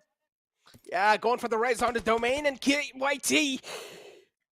Oh, now WIZZES Club pushed in their comfort zone. Now WIZZES Club just back with a 3-man squad with a heavy man advantage to play with. Also have the exact info where the last man is available. The nade sails in, but not close enough. Another one should be backing it up. But Kise backs away behind that tree at the nick of time, and now Kise realizes he's getting charged on by all 3 players at the same time, and WIZZES Club, a back-to-back chicken dinner today. What a way to kick things off on day. Oh boy, what a game this was, and this was just the first Erangel we got to witness. We watched the Sanhok before this, and I think Necro, you were right. The Sanhok was just a warm-up for everyone. In Erangel is where everyone shows up. That one nade from Domain, it was so insane. And then Kise from the side of Seal Esports, what was that? He almost won that game. I mean, given the fact that he literally had to fight an uphill battle to secure that final win, and while he was climbing up, he was isolating those fights, there was a man in the backlines going for a revive. So the numbers advantage could swing in the favor of WIZZES Club at any point, but he tried his level best. But congratulations to WIZZES Club. This was a very impressive game from their side. 15 eliminations secured, 30 points as well, and also that nade play right there, it's going to go down in history. I'm going to tell you that. I want to bring something up. All props. Okay, WIZZES Club, they've done perfectly, but I think so. I will speak about this after this short break.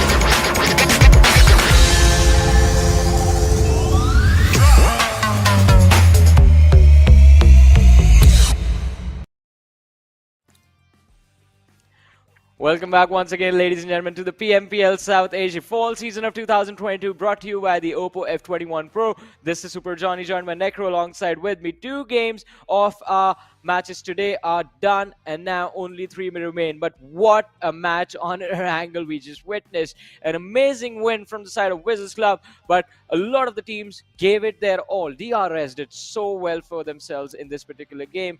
T2K Esports managing to survive for so long. They were doing pretty phenomenal. Godlike Stalwart finishing in the top 3 as well was very impressive. Although I thought they could have actually won that game. But we do have the MVP, ladies and gentlemen. It's going to be Rules from the side of DRS. Yeah, DRS were definitely going all guns blazing. They were going for those aim fights no matter what. They're going for those fights. They were not really playing that game slow because they realized if you do want to have a good position, you got to take those fights no matter what head on. And this is what the players of Stalwart Esports realized as well. Push straight on the players of DRS. Unfortunately, they were also getting shot at from the back, but they still somehow came out on top of that fight. And I think so the main reason for that was because the players of DRS were running low on meds and Rules was not able to heal himself on the time. But something I wanted to mention before the break, or now after the break, is that DE Warriors, things could have been played a little bit more better from their side, because this game, it seemed like it was theirs. They had the high ground. They had a lot of vital info. They knew each and every single team where they were positioned.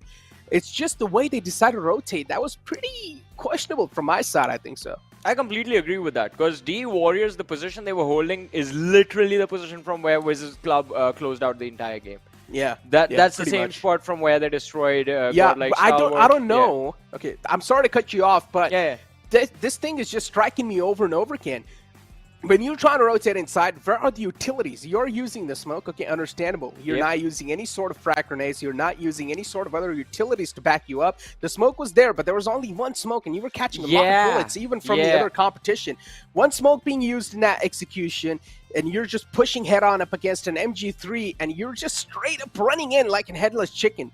I mean, perfectly said right there. I mean, it wasn't even about the smoke. It was just about the fact that sometimes you just have to back off from the fight.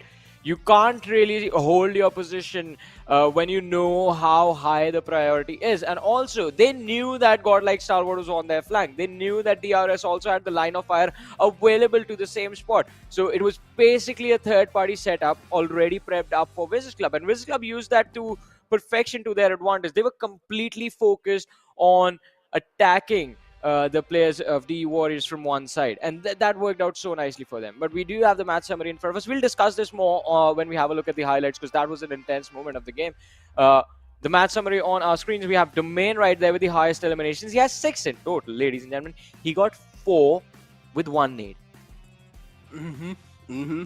I mean, he's almost all over the place, and then you have Rules just stealing it away, stealing all the limelight. With the highest damage done, and this man solo has pulled off 1,087 damage. DRS, oh boy. Speak of the real soldiers. Yeah, they really are the real soldiers. Man. But yeah, on the other hand, WIZZES Club, getting a little flashback of what happened in the previous PMPL. A team, a complete underdog, 4 group of players just coming in, dominating, winning the PMPL, and surprising all of us. And if I'm not wrong, this is almost the same banners. Yeah, not sure. almost the same. Yeah, I mean, yeah. So, this name reminds me of that. I mean, exactly, because the way these lads are performing and the kind of mindset we see from their side in those team fights, it's the same. Never back down, never surrender. No matter who it is, just try and take the fight.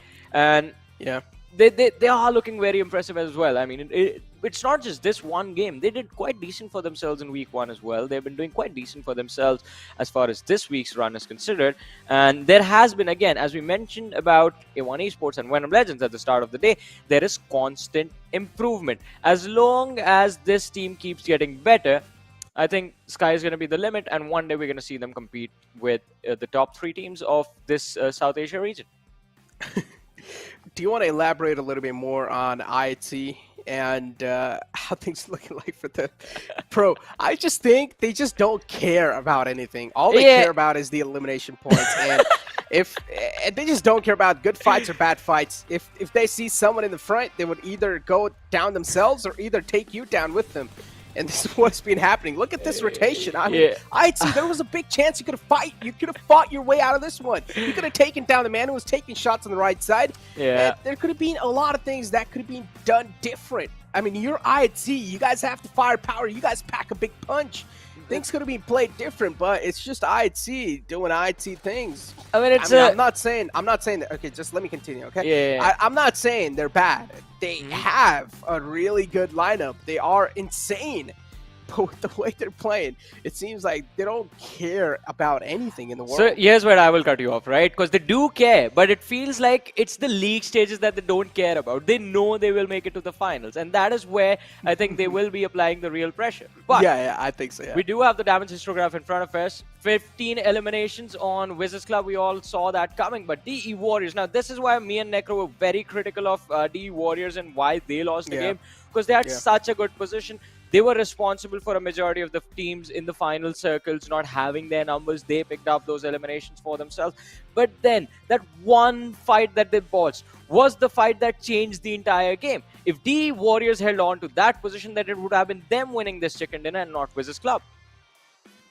I mean, the amount of damage dealt is pretty impressive. Even from the side of WIZZES Club is pretty impressive. But yeah, I just wanted to see them alive for a little bit more longer. And honestly, if you ask me who had the most advantage in that fight, even though the circle was not really that favorable for the players of DE Warriors, there still could have been a chance, or there still could have been a different way to challenge that fight. But the way DE Warriors did, it seemed like they were really desperate to push on them. But that was not the case. They could have tried to hold on a little bit more. They could have tried to stall the fight a little bit more, and then maybe try to strike in, use the utilities in a better way. But I'm not sure what was going through their heads. Maybe just something else. And as I said, they are the group of rookies, so you can give them a little. It's okay, you know. Yeah, but did you see who's on the second position in the overall ranking? It was WIZZES Club. Oh. They started the day with, I believe, 52 or 53 points. Now they have crossed 102 matches. That is just impressive. 2 chicken dinner wins for this team, back to back, and they have just changed the game completely. 53 points in 2 games. Where is the end? What is going to stop them? I think it's going to be that one game that they're not going to play. That's the only thing that's going to slow them down. And lucky for everyone else in the lobby, that is going to be the very next game. Yeah, well, after hearing that, teams like Godlike Stalwart are going to need to take a sip of their coffee. Oh, man. Necro, and hope for the best. The rules of the tournament just denied them their hat trick. I mean, oh boy. Yeah. Yeah. I mean, okay, wait. I think so. The hat trick hasn't been denied because they are just not going to play this one. It's if supposed they to do be 3 win in a row, right? Yeah, I mean, that is going to be 3 in a row for them, right? Because they played 3 games. So I would still say the hat trick's available. But the other teams, they have another competition approaching. WIZZES Club, if you remember the nostalgia these players will be getting, what they pulled off in the past. I mean, not the same set of players, but the same set of name, what this name is capable of. 10, even teams like A+C and Godlike Stalwart should be getting some flashbacks of what this team is capable of or what this banner is capable of. I like how you mentioned A+C and Godlike Stalwart specifically, because like back then, as Necro keeps on mentioning the name, Zeus! Yeah, exactly. Zeus was there, and these older lads, there was like a new team back then, were called WIZZES with Vibes, just went on to destroy some of the best teams, the best players in head-on collision in every single game they went in. And it was very impressive. Now, WIZZES Club, they've shown their true form, because 2 games, 53 points is what they've secured. They made the jump from, I believe, the 13th or the 12th position all the way to the 2nd. That is impressive. So now, Necro, the question is, do you think they're going to win the next one? Because they're not going to be there. Who do you think is going to win the next one? This is where I'm going to be really, I don't know, man. I'm not going to lie, because some of the best teams are not playing in this one. D Warriors, A+C. Yeah. And I was honestly thinking if D Warriors were playing inside this one, I would have went with them without a doubt, because I think so right now the momentum is definitely flowing in their way. They have been looking pretty good, I would say, in the previous game, or they were looking pretty good. So there's a big chance they could have been able to strike with when the iron's hot, but now that they're not going to be playing in this one, there are quite a lot of choices that I can go for, but I'm going to go with, you know what? I'm going to go with a big challenger. I'm going to go with Deadeyes Guys. What do you think? Alrighty. I mean, seems like a good option, right? Deadeyes Guys, they are, well, they have managed to be quite decent so far in this game, and since the start of the day, we have been expecting them to pop off. It's a good team, it's an experienced set of lads, and you never know when they're going to strike. But my prediction, it's going to remain the same. It's going to be Godlike Stalwart. Johnny, come on, man. Bring a little variety. Over and over again, Godlike Stalwart. Yep. I hope they don't win today. I mean, nothing. I love that team. I love that team. I love that team no matter what. I mean, I love players Godlike Stalwart, but just because Johnny's picking them over and over again, I want to see some variety from Johnny, man. They have. Oh, he will have to pick a different team no matter what at the end. Yeah, game number 5, I'm going to be forced to pick a different team. But Godlike Stalwart have a habit of winning at least 1 game a day. And I don't know when it's going to happen, but they will win at least 1 game today as well. They won't. Let's see. I hope it's... Okay, now we're going to see early fights, Johnny. Mark my words, we're going to see some early fights right now. Yeah. Because the plane flight path is tilted a little bit on the bottom right side, and the school is going to be out of range. Even Pochinki is going to be really tough to glide towards that. So teams will need to drop halfway, gather some vehicles, and then go towards their designated drop spots. Even Rozhok's going to be really tough and out of reach. Well, I mean, it is a pretty tight flight path. I'll give you that. So, yeah, probability of early engagements, it's going to be pretty massive. And as you mentioned, the northwestern positions completely out of reach for a few of the teams that do, in fact, like to go there. On the other side, the A+C, as we mentioned, not playing in this particular game is going to allow Raw Esports at least some level of freedom to make their way towards the northern Georgia Pole City without getting worried about anything. But once again, Erangel after Erangel and a central circle on Pochinki after a central circle on Pochinki. Okay. Yeah, I mean, Pochinki again being in the smack center. High voltage right over there, as you guys do see. I mean, High Voltage was not really playing the previous game, but just because of the plane fly path, it just kind of pushed him away. And now, A1 and B, they like to drop separated away from each other. High Voltage is right on top of Hitman. And if they do manage to isolate a fight against Hitman, then that might just be it for that man. Because they're moving in quite close. A1 and B, they need to provide him some sort of backup right now. If they're going to be even more late, then Hitman might just be a gone case. 1952 as well. It's in close contention. Deadeyes Guys right next to the players of MABETEX, but I don't think so. We're going to be seeing a collision over there anytime soon. On the right side, you have T2K going to towards their drop location. Skylights Gaming and Yasna Poliana back to their roots. So yeah, Sealed's not here, so Skylights Gaming are going to go ahead and claim that spot. Well, let's see. It is going to be quite interesting now because they will move towards the Severny shooting range area, but it is going to be an extremely wide rotation. That does this rotation and this sort of a start does work out quite nicely for T2K because there's quite a lot of area of the Northern Island still inside the zone. So at least for the first 3 zones, they're going to be quite safe. They won't have to deal with any unnecessary pressure from teams surrounding them. They won't have to worry about crossing the river and being in trouble for that as well, since they know IHC is not going to be there, and Raw official do themselves move in a little too early. But what is going on with the players from Gremlin Storm? The 2-2 split. It's quite risky at this point, but let's see, because they have the players from High Voltage and Raw official quite close to them. Now Memo is moving towards his teammates. But the other lad, he's still holding on to that same position.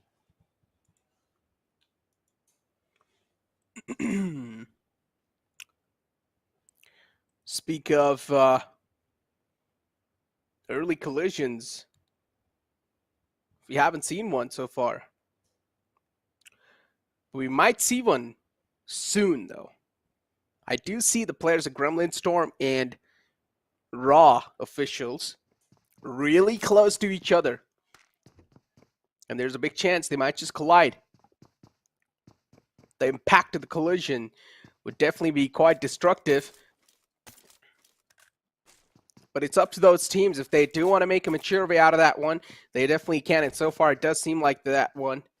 They don't want to fight up against each other in the early phases. And yeah, I guess I was wrong. We're not seeing any sort of early collisions just yet. No early skirmishes.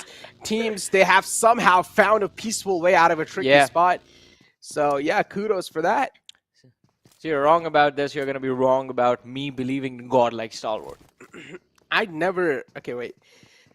It is really easy to believe in that team. All right, Johnny? You're not doing anything out of the box. What's wrong with taking the easy way out sometimes, then?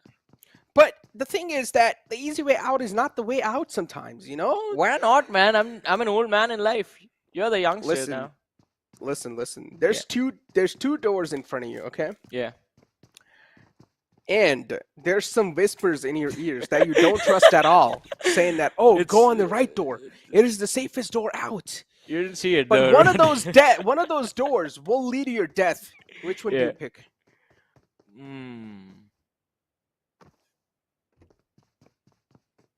Now the whispers are saying go to the right door. Yeah. Do you trust the whispers, or I don't know who the whispers are, though. Exactly, unknown. Like whose voice it is? Unknown. It's unknown. The easy way out here is to trust the whispers and go on the right side. So are you going to pick the easy way out, or try to think yourself? This hypothetical is completely flawed. For multiple reasons. All right? No, it's not. Yeah. No. Yeah. No. Yes. No. Yes. No. Yes. No. No. Yes. No. No. Okay, I'm gonna stop. But yeah, let's focus on the game here. Yeah, not a lot happening right now, ladies and gentlemen. Everyone is just picking up stuff from the floor. They're just looting all that ammo, all of and I'm picking Johnny's brain cells. Oh man. But yeah, this is quite a peaceful start. Even I did not expect this. I'm surprised by it. Because based on how the trajectory was and where the circle went, and sort of also the fact that we have a lot of key names not playing. Alright, CD, Warriors, WIZZES Club not playing. I expected a lot of early collisions. I mean, it's just one team that has utilized this opportunity to play to their advantage. That is Godlike Gaming, who, well, every single time CD Esports are there, they will just take over Yasna Poliana again. That's what they've done. Other than that, everyone is just back to their standard game. So we are off to the similar start on Erangel like we had in the previous one. But also, that means the late game is going to be as or more chaotic. Or at least I want it to be. It is, and this is what happened in the previous Erangel game too. We did not really see a lot of head-on collisions right off the bat, but then later on, when the circle started moving in, as soon as we saw the second circle on the board, a lot of fights did started to happen. But right now, again, teams are just waiting for the next circle shift to hit the deck, and that will just get things a little bit more clear for these teams, that where they can expect the next circle to be in. And that's when they'll probably try to take things a little bit more serious and try to position themselves in a better spot. But right now, A1NB and another team, which is Elementrix, which is right behind him, things are looking pretty interesting here. They are definitely getting riled up, and now Bishal should have a line of sight. He knows, he saw him Gajor's in the front, out in the open too now. There's a big chance he can strike, but no, Bishal doesn't want to do it. He doesn't want to strike just yet. He doesn't want to give his position away. But yeah, it has a DMR in the hand, so I want to see him connect some nice headshots with that one. Oh, because you're right in front of the distance between the lads. It's quite a lot. Plus A1 Esports driving in the opposite direction does not make it a whole lot easier for Bishal to do anything. But he sees the car stopping. He's going to try and go for it, even though it's beyond the render distance now. Yeah. And A1 Esports walk away. But at least shots fired, right? Yeah, shots are definitely fired. I mean, there's so much free time at this point, right? You might as well just smoke some oxygen. What?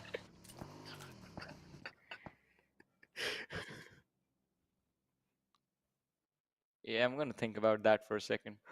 Yeah, I don't know what I just said. Forget about it. Because oxygen burns, man.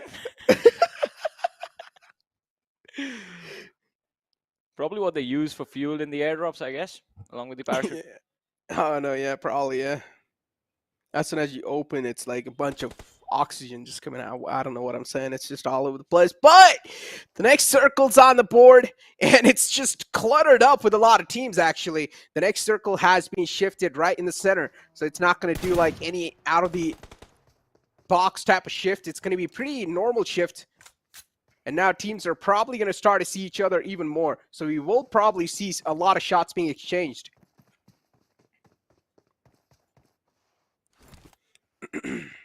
Well, let's see, though. I think this has to be some sort of record wherein it's the longest time that no one has connected a single bullet on each other inside of the game. All of these 64 players. I'll check in with Ocean to see what was the longest duration on that. It's a weird stat, I know, but we're on the lookout for anything new these days. Yeah, especially interesting numbers. Because this is an extremely slow game now.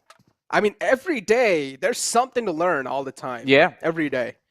As a human, you learn something new every single day, no matter be it about the game or be it about some real life. So yeah, you gotta be excited. You gotta be stoked every day. And this is what keeps you motivated, ladies and gentlemen. But on the other hand, as you have DRS, in the previous game, they were doing quite good. Right now, on top of the hill, they're having a nice 2-2 split to play with. Things are looking pretty okay. Godlike Stalwart as well is on a move. Has the pan in the hand. Oh, Top did try to hit its teammate with a pan, but yeah, it's not going to be the case. I remember a few days ago, someone tried to close out the game with a pan throw. Oh, yeah. Work out. It didn't work out, yeah. Yeah, it was quite close, though. It was really close. Yes. Nothing happening. So, it's really interesting. We're still 11 minutes in the game. We haven't even heard a lot of bullets being fired. I have just gotten the information that we asked for. And again, a huge shout out to our lovely friend Ocean Sharma, ladies and gentlemen, who's going to be joining us one of these days soon, hopefully. But yeah, so according to him, the longest duration for an entire lobby to just stay at 64 players and 16 teams alive is 21 minutes. We are quite far away from that, but hopefully we'll get there soon. No, I really hope we don't get there any day. 21 minutes without any action. I want to see some fights right now. Yeah, me too. Get me in the lobby. I'm just kidding. I think you and I can just at this point, like, I think if we start going fight, I think the audience is going to join us. Yeah, I think so, yeah. That'll be fun. It's kind of like a little campaign. Yep. Because look at the massive cluster, right? Every team is inside the circle. There is not a single team that is outside right now. They're all in the zone. I think so. The next circle shift should be it. Yeah. And if this is a drastic shift as well, if it's a curvebolic shift, then teams will need to make it inside. Right now, GSM, they're right in the smack center of this one, so they should not have that big of a trouble to rotate inside, and there we go. It's going to shift down south. It does cover a lot of land area too, so yeah, not a lot of water lines contained in that one. So this circle's definitely going to push a lot of teams outside their comfort zone, even Godlike Stalwart. They will now need to start reuniting themselves. Scry's kind of separated out from the pack, but he's going to be the man who would provide a cover fire if there's a crash onto that compound. Well, let's see. Now something is bound to happen. The shift The circle has moved towards the southern side. Pochinki is definitely going to be a hotspot right now. You see the massive cluster of teams moving down south from the northern part of the map. There are the players of Gremlin Storm joined by Deadeyes. Guys, MABETEX is going to be there along with Skylight Gaming. Janmara towards the eastern end of the zone. DRZ taking control of Pochinki along with the players of... Well, there's another team right there, but look at this. It is MABETEX, and mid-rotation they find themselves colliding with the players of Gremlin Storm, and they could not have turned around any quicker. Complete 180 is what they take, and they run away from the situation. But now DE show up, and on top is getting shot. And his tires go out. Oh, nowhere left to go. He is going down. Oh, run for your life, buddy. That's the only thing you can do. GSM on the top, they're just wrecking havoc. And you cannot do anything against them. You need to face their wrath. And this is what is exactly happening as you have Kajor from the side of A1 and NB. Inside Pochinki looking pretty comfortable for now, though. As soon as they will need to move away from that one, that's going to be pretty much them stepping outside their comfort zone, and a lot of teams are not good at doing that. And A1NB might just be one of those. They might just fall prey to that one. But TRZ's inside Pochinki as well. Now we're going to see a lot of fights happen at the same time. Deadeyes, guys! A massive mistake from the side of on top. Wanted to cross on over inside the house, but got caught at the end. But he's still survivable. He's still savable. If the other teammate decides to move on over towards him and go for the res, there's a big chance he might be back up on his feet. But it's definitely going to be quite tough. It's going to be a big risk you'll need to gamble with. And that's what Chari is doing. Chari's on his way towards that compound, making sure his teammate's not going to be seeing the death just yet. And he closes on up and will go for the res. But on the other side, we did see it on the feed, ladies and gentlemen. Janmara, one of their own, has been knocked out as well, and it was Gyalzin and T2K. They are looking to push on this compound to destroy this team once and for all. Nofia and Vadu, they are standing there to try and protect their teammate, but in the other direction, Snipe is also going to be knocked out as well. So it's a 4v2 situation for the players of Janmara. Should be an easy push for the lads of T2K. It's not a big house that they have for cover. 1 or 2 nades popped in, and well, that's going to be it for the side of Janmara. Look at that, 1 nade from Sandesh, and Gyalzin, who has just gotten a revive, is going to be dropped again. This 4v2, they have to make sure it executes quite quickly, but Nofio with a nade of his own is going to make sure that Legend is going to be traded out, and now the numbers have been brought down to a 2v3 situation. Sandesh, he's trying to go as far away from this as possible to clear the front lines for his team, but the remaining 3 players in the back lines have been knocked out. And it's going to be finished up! Janmara, what a squad wipe! What have they pulled off a 4v2? Right there in the middle of nowhere. I'm not going to lie, squad fights have been kind of tough on the players at T2K. They haven't been able to win those squad fights all the time. They just fall prey. And they need to find a cure. They need to find something. The communication just seems lacking big time. And this is not the T2K that we saw in the week 1. We need to have a little chatter with Unch, and we need to figure it out what's going on with this team. Because he said this team's looking in form. This team was one of the most dominating teams in the Nepal region, but that's not the case so far inside the PMPL, at least in week 2. But the next circle, Johnny, shifts up north, right on top of the players of Deadeyes, guys, in the smack center. Godlike Stalwart somewhere in the closer vicinities. But this circle is going to be out in the open. Every single team will need a battle for a better spot. For sure. It is going to be a battle for position between all of these 15 teams that are remaining. But Janmara on the other side, finally, they survived for a few short moments, but they will be eliminated. And did I see that right? Did it just get 1 elimination from that entire fight? That means Train to Kill was destroyed by someone else. I was wondering how the players were so low. We saw Sandesh leave in a buggy, but he never reached where he was headed. But on our screens right now, it's going to be AJ from the side of Skylight Gaming, and he does see Dax in the distance, but gets shot in the face with a Mini 14. Yeah, from entry 1952, now knocking on the doors like the Grim Reapers of the lobby. They want to take down some teams as well. They are hearing a lot of chaos around them, and they want a piece of that chaos. Venom Legends in the front, Skylights Gaming, AJ's being knocked out, but he's back up on his feet soon, as we have Godlike Stalwart breaching inside the compound of Dax and Ra as well, and now going to start to close in. Dax definitely in a defensive stance, where they're getting punished one after the other. They're getting dismantled alive. They've already lost out on the player, down to a 2-man squad, assault and struggled. It's all up to them to defend this one. On the other hand, 4 players of Godlike Stalwart knocking on the doors. It's the legend on either side looking to put the cherry on the top. Well, let's see how this one is going to go, though. Raw on the other side, but Godlike Stalwart right now just giving a little bit of a breathing room to the players of DAX as they are put under some pressure from the shots coming in from Memo from Gremlin Storm. Top constantly checking that window, and Memo just stab shooting his M4 in the same spot, not allowing him to peek.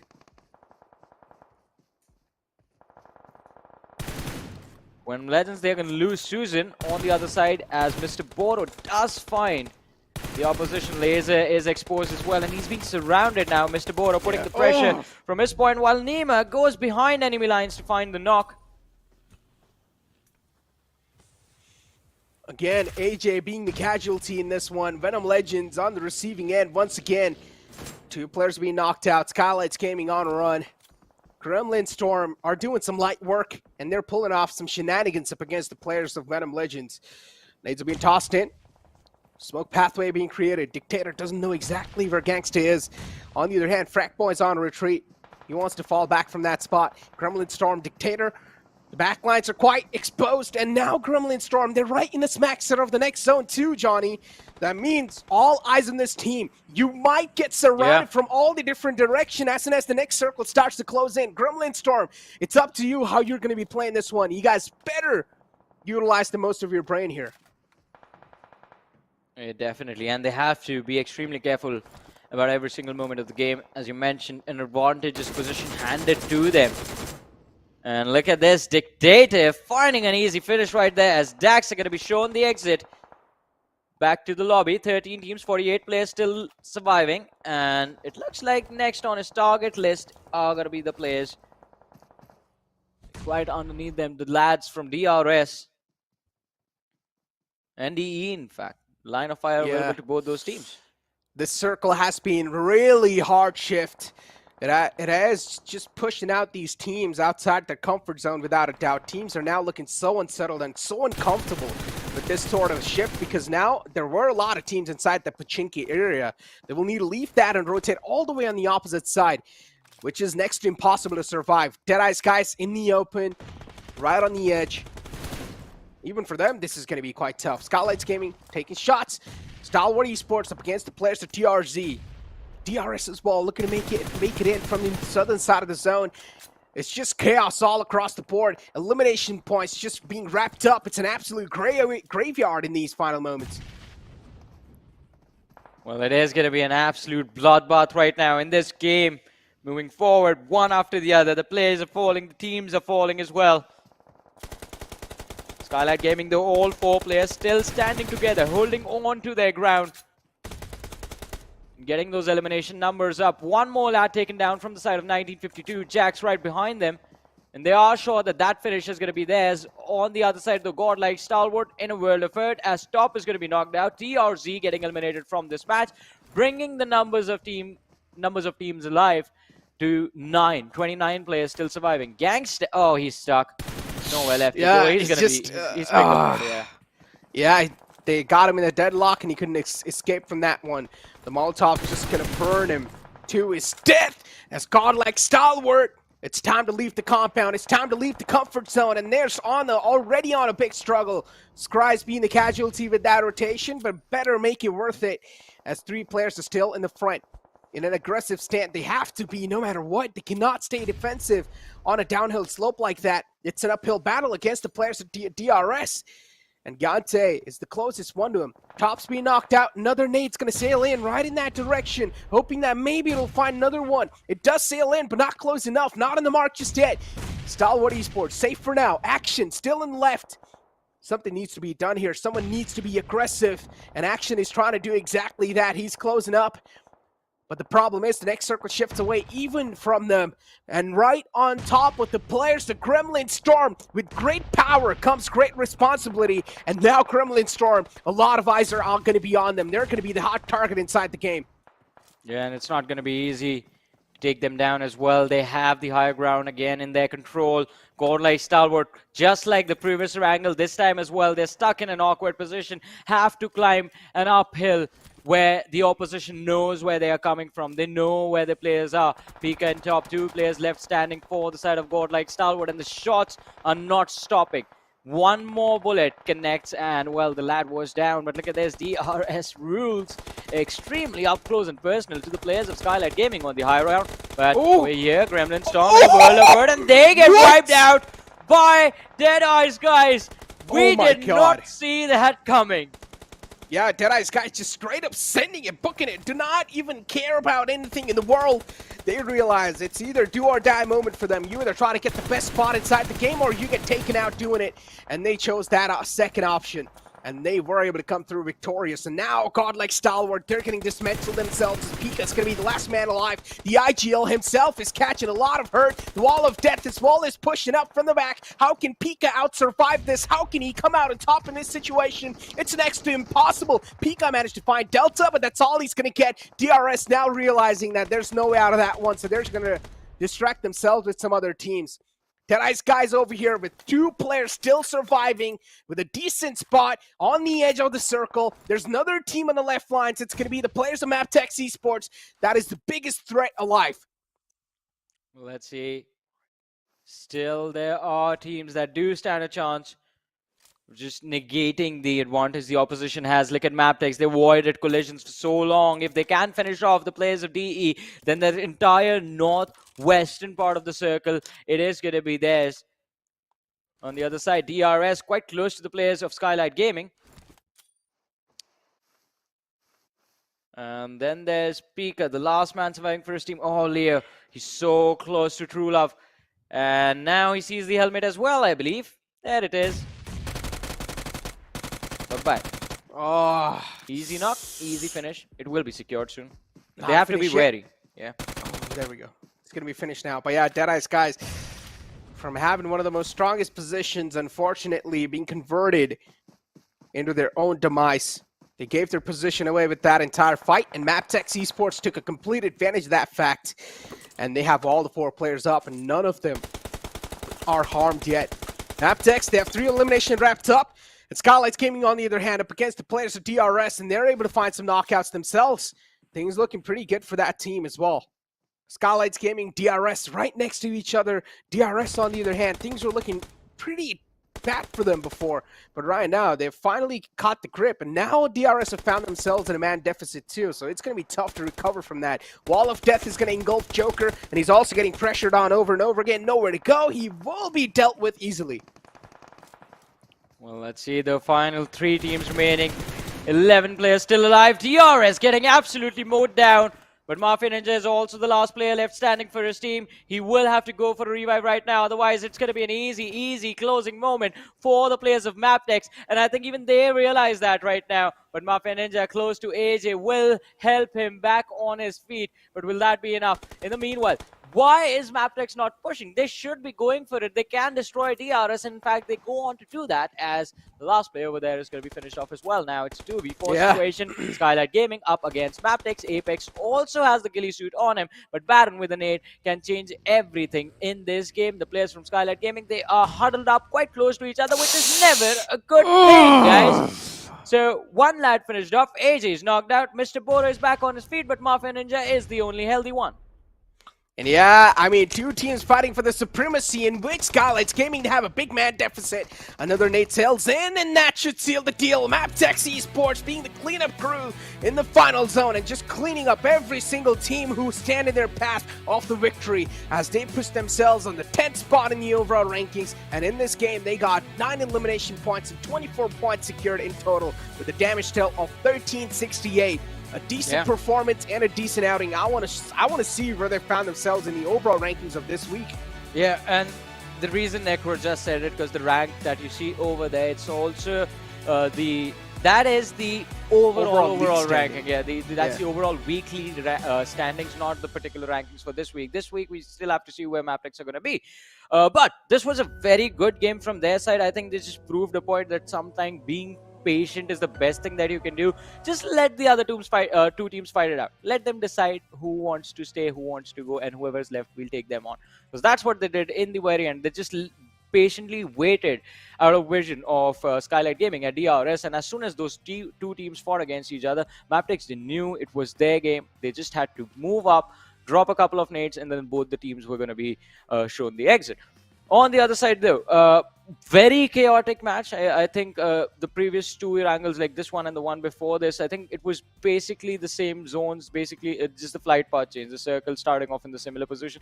Even the teams were trying to hold similar spots, right? But from the previous game, I think everyone just learned, all right, whoever has the high ground will be walking away with the win. And then it was a fight just to stay on top, literally on top of that hill. But we'll take a very short break right now, ladies and gentlemen. You guys stay tuned, keep watching. We'll be back after this.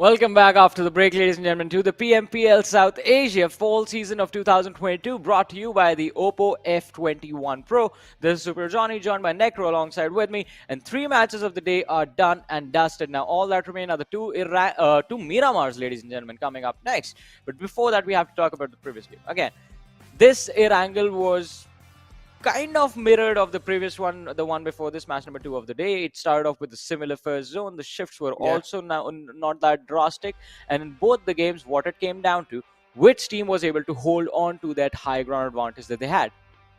I mean, Deadeye's guys gave it a nice shot, right? Yeah. They wiped out one of the strongest teams inside the lobby, or at least they were looking like the strongest teams in the lobby because they were right in the smack center. And I would say they were doing a pretty okay job on defending that entire spot. They were a 3-man squad, and Deadeye's guys just pushed on them with full force, and they came out on top in that fight. Considering Deadeye's guys already had a big disadvantage in that one, Gremlin Storm somewhere down the line, I would say, yeah, it's still just communication really lacking on that one. If things were a little bit more fluid, then things could have been different. But it's understandable. You were right in the smack center. You would need to distract yourself, or you need to take a look at all the different angles, and that's what was exactly happening. The players were a little distracted, taking a look around them, and Deadeye's guys took an advantage of that fact and just pushed on up.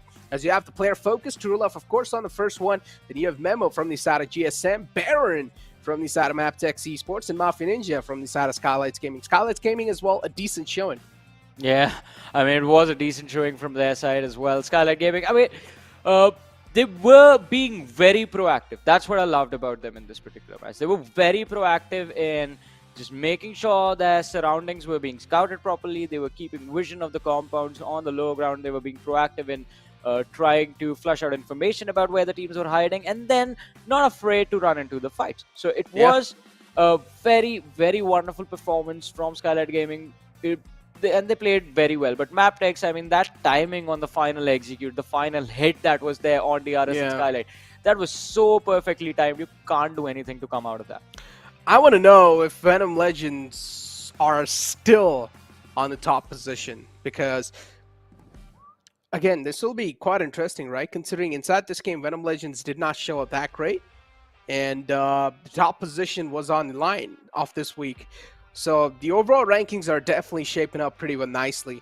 On the other hand, as you do take a look at the match summary, of course, Baron with the most eliminations, then you have Turulov with the highest damage dealt, and Turulov once again with the highest assist, and then you have AJ with the highest healing done. And as I said, Johnny, AJ was getting knocked on over and over again, and he just needed to patch himself up, so it's understandable why does he have the most highest healing done. On the other hand, match rankings in front of you, Skylights Gaming on the second, DRS on the third, Deadeye's guys on the fourth. A decent game for all these teams. Yeah, it was a very, not even a decent game, I would say it was a very good game from their side. They tried their level best. What I like in this particular match in situations like this is the elimination numbers are quite nicely spread out between the teams that actually did make it till the mid-game stages, which was like basically the late game stage over there. But yeah, the elimination numbers were spread out quite nicely. You have 9 eliminations on the top 2 teams. You have DRS walking with 7. Then there was DE, the teams behind them also walking with 6-5 eliminations. So everyone got something. But in order to get there, you had to make sure that you were rotating in early. You were getting a good position for yourself inside the zone early. Because if you were late, there was no entry basically for anyone who was showing up late to this party. No one was allowed. Yeah, I mean, the circle is out in the open, and if you do want to have a good spot, you'll need to travel uphill, and that's where the teams that were already on the top, they had a big advantage. Deadeye's guys tried to pull something off, but it didn't work out, because later on, they got third party by the players of MABETEX Esports. And MABETEX, as you said, the patience really paid off for them. They made sure they're not really exposing themselves, they're not really taking those unwanted fights, unwanted risks, and that's what paid off. And Gremlin Storm, I mean, we started things off with them inflicting some pain and hurt on the players of Deadeye's guys, but in the end, they got eliminated. It was the reverse theory, the reverse Uno card. Yeah. And, well, I think even Jan Mara did the same thing to Train to Kill, because it was a 2v4 situation for the lads of T2K. And I'm going to go back and watch the game again to figure out how did T2K get wiped out. Because I know one lad was knocked out by the players of Jan Mara. The other 3 players went down from the fires coming in from other directions. But, ladies and gentlemen, with this game done and dusted, we do see WIZZES Club and Godlike Stalwart. Well, not too far away from each other, but high voltage, they've moved up in the ranking. DRS Gaming jumping up 3 positions as well, breaking their way into the top 4. Now, look at this, Necro. Did you look at the first page of rankings? Like, top 5 is being dominated by the teams from from Nepal, to be a little bit more precise. They're doing so well for themselves. There's high voltage right there. We're expecting them to show up again.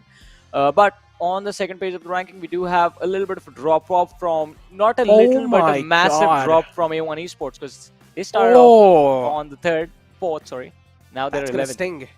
That's going to sting big time for all the fans in the chat, because A1 Esports, the performance is on a drop-off big time. The consistency is missing, ladies and gentlemen, and that's why A1 Esports are not able to keep up to the pace. We said it. It's easy to get yourself in the top 5, but it's hard to maintain it. They were able to maintain it in the first 2 days of this week, but then now in the day 3, oh boy, they are on a downhill curve. But ladies and gentlemen, speak of things that are about to change big time. Even the map's about to change big time here. We're going to be shifting our focus on Miramar now. The last 2 games are going to be played on Miramar, which one will be played right about now in a couple of seconds. Yeah, I mean, 2 Miramars are going to happen back-to-back, by the way. So this one and the last game of the day, both of them are going to be on Miramar. But in the next one, another thing that's going to change is the fact that Group B is going to be the group that will be sitting this out. So DRS, they won't be playing. Train to Kill won't be there. MABETEX is not going to be performing in this game. And DAX will have to sit this one out as well. But returning to the party are going to be IHC Esports, Deadeye's Warriors, WIZZES Club, and of course, Seal Esports from Group C are going to be joining us in the next game as well. But on Miramar, we know how brutal all of these teams like IHC, teams like Raw have done pretty well for themselves on Miramar. High Voltage have done pretty well for themselves on this match. And of course, Godlike Stalwart, it's one of the best performing maps. But the problem for Godlike Stalwart is that they only get to play 1 Miramar and not 2.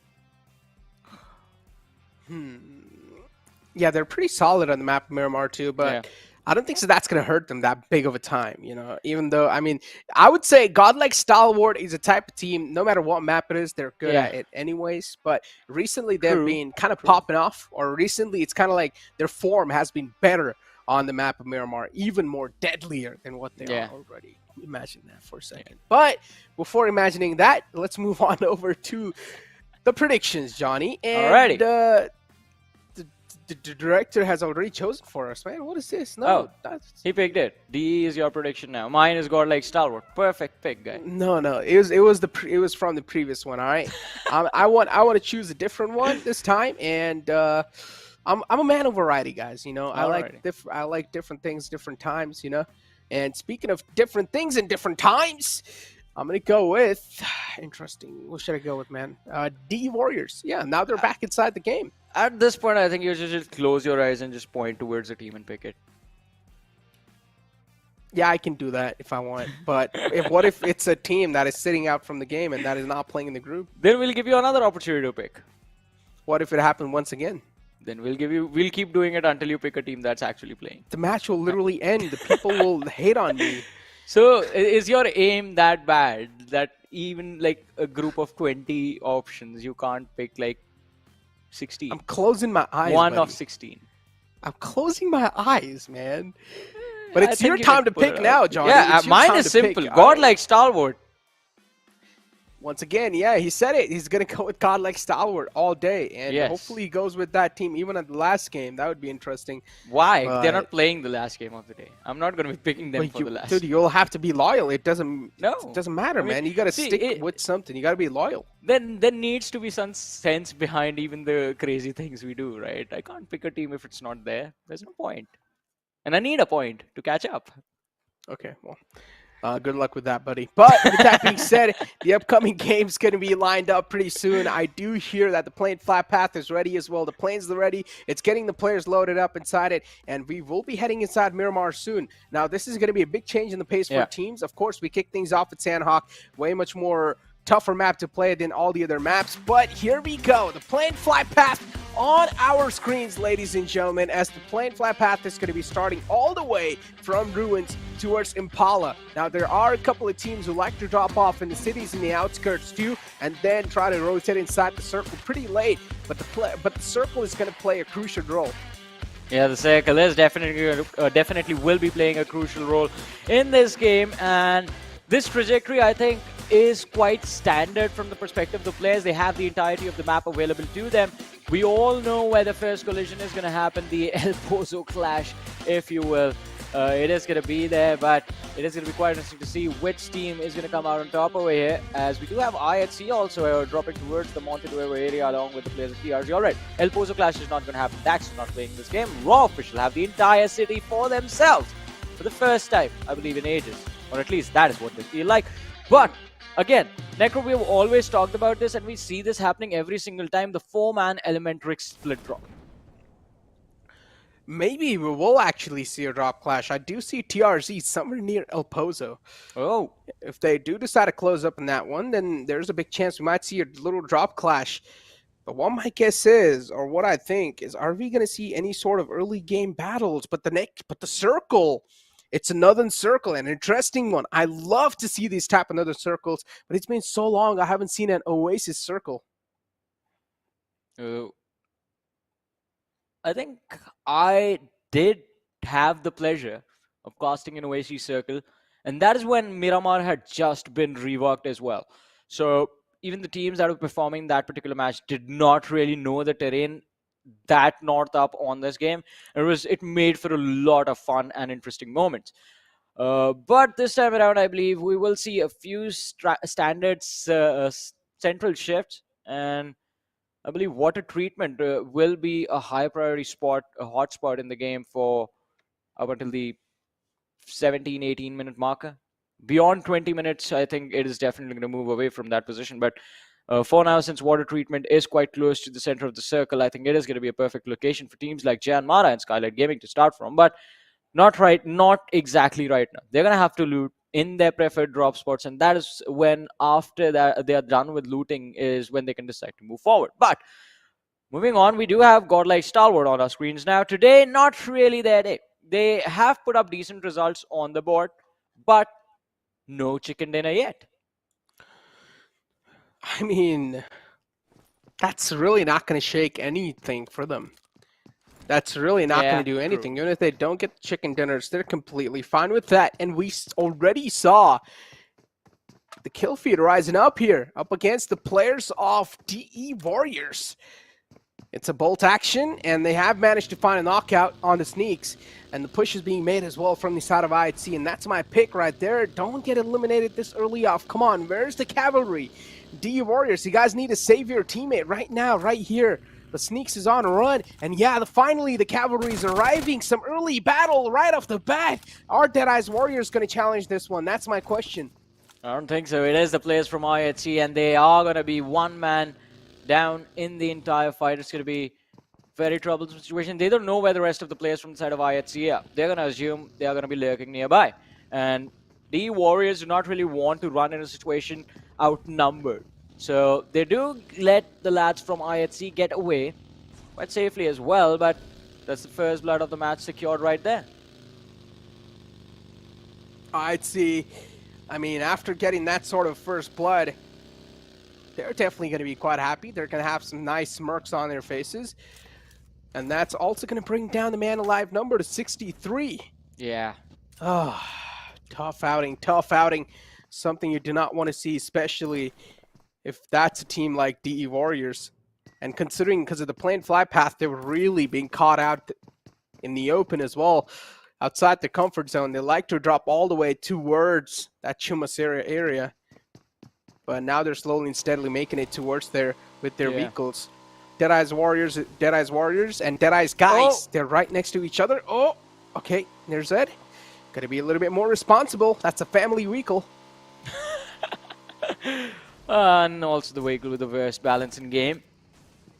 But let's see how this is going to work out for the players of DE Warriors now. Also, ladies and gentlemen, DRZ are doing something very interesting right now. They have gone for literally the western edge of the entire map where the massive mountains are, and that is where they are playing from. The problem with this is going to be when they are going to be forced to move east inside the circle, they will in fact eventually come across the players of Raw, the players of IHC. Skylight Gaming is going to be waiting for them on the northwestern edge. That is also another troublesome scene that they will have to deal with.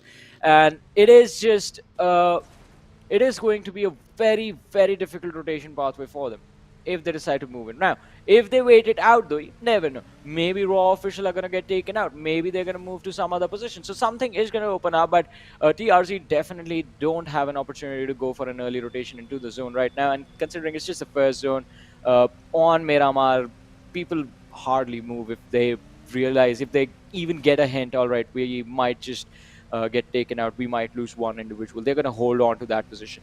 But after picking off, in fact, one individual from the side of the E Warriors, IHC calmly and collectively moved towards Montenegro. That is going to be the southwestern edge of the current circle. But we have a massive cluster forming just north of Los Leones because A1 Esports, they have abandoned Los Leones super early on. They have high voltage right above them, along with the players of DE Deadeye's Guys right next to them as well. Gremlin Storm moving in towards the circle as well, while WIZZES Club and Seal Esports are still holding on to their drop spot. WIZZES Club, they're going to be still in Los Leones, and Seal Esports still in Puerto Paracio.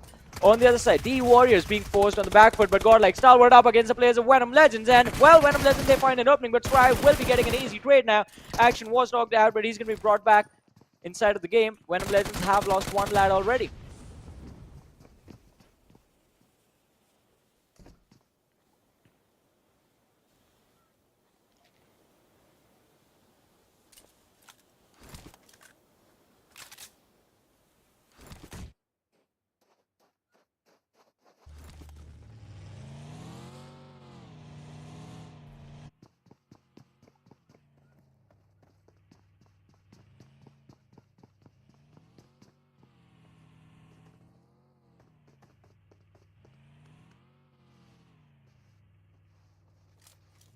Yeah. It's not going to be easy as well. Too far away from each other, and they do pay a pretty heavy price for that. The isolated person getting easily picked off now. Gangster realizing that if it happens again, then their fates, the fate of the team is, well, it will pretty much be sealed for this match. And he starts to back off, starts running towards his teammate as fast as possible, getting as close as possible within the line of fire. So if in case something goes wrong, backup is going to be there. And they have to be worried about it because we just saw the map. High voltage is extremely close to them. In the meanwhile, Deadeye's Guys on our screen. In fact, Chari is going to be on our screens right now, just scouting the terrain, making sure it's completely clear for his team to move in, which it is. Yeah, it looks pretty clear to me. Yeah. As you mentioned, he's all by himself there. And yeah, we're probably not going to be seeing any sort of fights happening for a decent amount of time now because teams have started to find that comfort zone inside the circle, their comfort spot they want to play around with. DE Warriors still in the outskirts, tanking that blue, going for that loot. They have been deducted to a three-man squad right off the bat, so they're already playing with a handicap. But that doesn't mean the chances of you winning the game are taken away from you, no. there's still a big chance they might come out on top if they play this one pretty well and the rotations are executed perfectly. It'll just require a little bit of more team coordination and the focus. Wedham Legends, same story for them, but at least they've found themselves in the better spot inside the circle. They won't have the sword hanging on their necks as we have airdrop 1 inside the game. It's an AWM with ATRAX. Please, someone go for it. I do see you, Fear. Go for it right now. It's the best gun inside the game, in my opinion. Well, let's see though. I want to see what is going to be that point where we see massive fights breaking out, because already San Martin is pretty crowded. There's Elementrix, there's Raw, IHC is moving towards San Martin, Godlike Stalwart just up north, High Voltage towards the eastern side, have taken the low ground, and Skylight Gaming are moving from up north. Look at that, TRZ. A very wide rotation from their side, but it works out eventually. It's all good and daddy for them. CL Esports as well, entering the zone from the eastern edge towards Junkyard. I've seen teams play the exact same rotation before, and it becomes very tricky to go beyond Junkyard if you are going to be playing this rotation. Because even if the cluster of teams aren't going to be there, if you are stuck in a 4v4 situation, the terrain actually favors the team that's going to be on the inside. You will have a high ground advantage for getting there early. And CL Esports, they will have to be extremely careful with how they engage in any collision, any fight from here on out. But still, ladies and gentlemen, 62 players alive, and all the 16 teams are present. Just 2 early pickoffs in this game. Venom Legends are so close to another team that they've actually overlapped each other on the map as well. Look at that. Yeah. Elementrix, I mean, they are there. Right now, the circle looks pretty chaotic. We do see, or we do hear the shots being exchanged as well. But nothing critical happening. No knockouts, nothing. Just some bullets being exchanged and teams trying to find a comfort zone or comfort spot inside the circle. John Mara as well in the smack center next to the players of Venom Legends. And the center of the lobby is getting quite crowded up. And what did I just see in the elimination feed? It was Icy from the side of IT who just fell to his death, if I'm not wrong. I don't think he's out yet. I think he will be brought back. Yeah, he's just knocked out. But yeah I want to know what just happened there. It's a tough one out. Oh, shots fired. Venom Legends, High Voltage, as we said, right next to each other. The House of the Boss under the control of Venom Legends. And High Voltage have no idea that it's a 3-man squad that's in front of them. Otherwise, they could have gone for a push. Oh, Yeta. He's trying to see if he can spot the player from Godlike Stalwart in front. It's going to be an interesting collision. As Cry is also aware of what Yeta from the side of Elementrix is trying to accomplish right now. It's his job to stop him.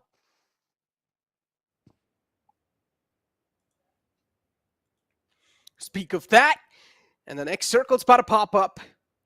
Airdrop 2 as well is on the board, and the next circle is going to center on up on San Martin. Elementrix find themselves in the best spot possible, instantly just going back to San Martin, as we have even Godlike Stalwart in a pretty decent spot themselves. They're going to try to hold that one down. Now teams are going to start to get really close to each other, way too close for comfort. DE Warriors as well moving in from the left lines. The top left looks pretty clear to me. It's easy to breach in. If someone's able to read that perfectly, then that's going to be an easy way in inside the circle. DE Warriors, though, there's a big clutter right in front. If they do meet themselves in that one, then that might just be it for them. DE guys as well, Deadeyes guys, on a run, on a move. They want to be in the smack center of the circle. San Martin is in the center. The city will have a lot of cover available, but to survive in that one, it's going to be tough. It's going to be extremely difficult. You're going to be shot from every single direction you can think about. But look at that. Skylight Gaming, it looks like they have been spotted out by the players of Godlike Stalwart. But on the other side, it is Gremlin Storm who have been caught off guard by the players of High Voltage. There's A1 Esport in the distance as well. So it's going to be quite difficult for Memo and Knight to move and cross this road. Sinister, he knows the location of where Fear is hiding. And Fear, he's going to lob a smoke out in the open just to create a little bit of extra cover over there. And Rowdy is going to be there, man, to rescue his teammate. But it's going to be quite a difficult rescue. Just whizzing in and out with that buggy. Perfect driving to protect the team. Speak of a perfect driving. I mean, we have A1 and B right there. Gremlin Storm as well. Out in the open, not a good spot to play with. Backs are quite exposed, and as soon as teams start to close in, the backs as well going to start to get filled up quite a lot, so you cannot stay in that spot anymore. You might get shot at. I'm not a big fan of the position Gremlin Storm has found themselves in. A1 and B closing up the distance even more. Now even they themselves are getting really overeager to take down the players, or at least find the initial opening. Gremlin Storm finally getting shot at from the back. They realize it's time to make the retreat call, and that's what they're exactly doing. 1952 short 2 players. As Seal, they're doing some light work on them. And they're also going for the res on the fallen player. Lucifer's in the clotheslines, but he does not want to fight anymore. Backs away from that one, has bought enough amount of time for himself, and he will back away. The zone's dealing a lot of damage, and they're looking to tank it up.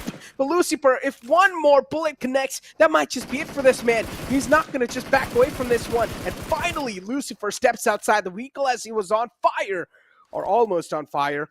And Lucifer will be caught out in the open. Nowhere to go. This man will be shut down. Well, an important pick for the players of 1952, but from the distance, Seal Esports, they retaliate as well. And now Jax is going to be the last player surviving for his team. Spooky and Zeke, 2 players from the side of Seal Esports, and they managed to make it to the safe zone. But look at that, Elementrix out in the open. Icy almost securing that knock. Almost. Right before Precious just was able to save his precious life. But on the other side, IHC Icy getting shot at as well. Takes a lot of damage, and in fact gets knocked out from the high ground. B-shot from the side of Elementrix. All of a sudden finds himself up against the players of DE as they just realize they have stepped into the wrong compound. Speak of stepping inside wrong territories. Now a lot of teams are just starting to cross on over. The Circle is definitely playing a lot of mind games. Shifts down south once again, just teams not able to figure out how the Circle's looking like, not able to figure out what the next move's going to be for the Circle. And Godlike Stalwart with a nice 2-2 split. They are looking okay so far. 2 players inside San Martin, 2 players in the back, providing that cover fire, also having a little bit of high ground to play with. TRZ on the receiving end, they find themselves on the wrong side. Oh boy. First team to be eliminated from this game. It is going to be the lads from 1952. Quite unfortunate for them. But hard luck for the lads. Over here, Godlike Stalwart on our screens. Still all 4 players remaining. It seems like they are aware of the presence of DE quite close to them. But on the other side, Godlike Gaming out in the open up against the players of DE Warriors. But from the distance, in fact, on the feed, we did see one of their players was picked off by IHC. So maybe a third-party situation is going to be possible in a scenario like this. But Mr. Boro just tanking all of those nades. And he is still standing on his feet, but I wonder for how long he will be able to survive. Well, Nerzet, he just walks into a trap, runs over the ridge, and gets shot at. Takes a lot of damage. He's going to be forced to fall back. Fight between these 2 squads coming to a standstill for a few short moments. Speak of that, and DE Warriors still on the edge. IT's on the left. DE Warriors, got to give props to them. They're still able to stay alive, even with just a 3-man squad right off the bat in the game. For the handicap moment, they're not looking weak. Godlike Stalwart. They know TRZ is making quite a desperate rotation right now. The smoke pathway is there, and that's why the players of TRZ are able to strap themselves and at least stay alive for now. They're able to cross on over on the other side, but there's still one more player who's stuck on the right. And he might be the casualty soon if he exposes himself way too early. Atomic is not able to cross over, and finally we see a little breach inside the compound as Giant Mara, they're getting charged up by the players of High Voltage, and High Voltage are not even breaking a sweat executing the fight against them. Malik falls down finally, but the house is pretty much being cleared. Now it's time to take care of the outskirts. And High Voltage, they know there's one last man in the outskirts somewhere hiding.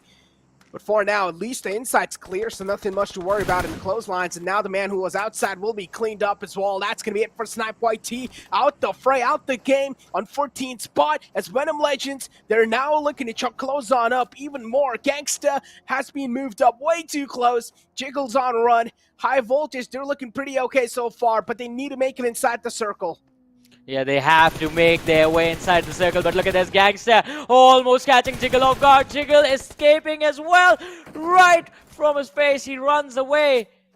And High Voltage on the other side now do realize that there's one individual from the side, literally one individual from the side of Venom Legends right next to them, and they will look to secure that point for themselves. But there's Laser in this Watchtower, just keeping an eye, keeping his teammate in check, and keeping the opposition in check as well. Still 13 teams, 41 players alive. High Voltage, again, an open rotation. And everyone is getting shot at, but no one is dropping. Yeah, High Voltage, I mean, the shots are definitely there, but the connections are not. And this is what the team needs to work on. If Venom Legends find even one knockout, that should buy them enough amount of time to buy in some space inside the maybe potential safe zone, which High Voltage are edge keeping them away from. High Voltage trying to hold the players off at bay. Venom Legends as well, not really backing out from this fight. They're showing a tough competition against the Mullik. Inside the smoke, getting shot at. The bullets are being peppered down on the man. But Mullik now is definitely hurt, but he's gonna just pop right back inside the cover. Venom Legends, 2 players alive, looking to take out the players of High Voltage. High Voltage, on the other hand, all the 4 players are almost back up on their feet. Perbina as well will be back up. And now Susan, the only man in the clotheslines. These teams still need to make it inside the circle, and that is something that's adding a lot of pressure on them. They cannot work without making it inside, because now the wall of death is just closing on up. Let's see. Raw, they have the high ground advantage, while the players from the side of Stalwart up and down. Right underneath this cliff, Scry and Top, they're going to look to find their way up, but Smokey, he's going for a flank, and he finds the angle as well, dishing out a lot of damage onto these lads. Scry is going to be knocked out. Top trying to run away, but I don't think he's going to get too far, as the blue zone is going to be, he's walking with the zone, but the moment he steps in it, it's going to be done and dusted for him on the high ground, though. You do see it. Godlike Gaming up against the players of DE Warriors, and well, Nima has been knocked out. Mr. Boer is going to be there right with his team. But ladies and gentlemen, Godlike Stalwart getting eliminated from this match today has been one of their worst days in this particular PMPL so far. 4 games played, none of them working out. 2 teams fighting for the supremacy. This type of, or this area of the circle will mean a lot. Gaining control of this one will also mean a lot to these teams. And Godlike Gaming, unfortunately, just grouped up inside that little shack as Doc is getting picked off for the back lines. Now DE Warriors in a big world of hurt as they're getting picked off from a lot of different angles. They're getting backstabbed even from the front. There's another team, and there's 3 teams at the same time taking a fight against the players of DE Warriors. Nowhere to go, out in the open. The circle's not great with them as well. Next to impossible. Situation's looking pretty grim for them as we have raw officials just spotting out the rotations in the front. Slipknot's there. He does hear or see those teams cross on over. East is able to get the fallen man back up. Nirzet on his feet. Nirzet's quite a crucial man, and he needs to be on his feet. And if he is, the hopes and dreams are still alive for the side of DW. Raw so far with 7 eliminations and all the players alive. They're looking phenomenal. High Voltage now charging up against the players of WIZZES Club. As WIZZES Club, they're going to push themselves in a defensive stance, but they're also getting shot at from the sidelines. What's going on is third parties after third parties. Even A1NB want a little piece of this fight.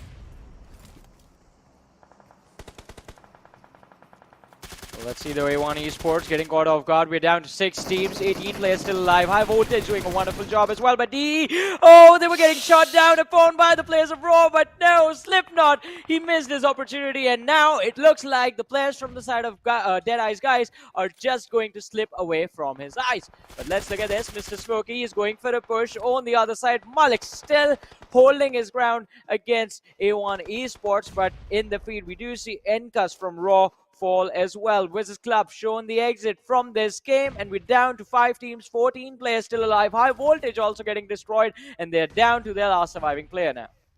Yeah, High Voltage. No, there's another team on the left, but at least for now, they have little ridges to work with.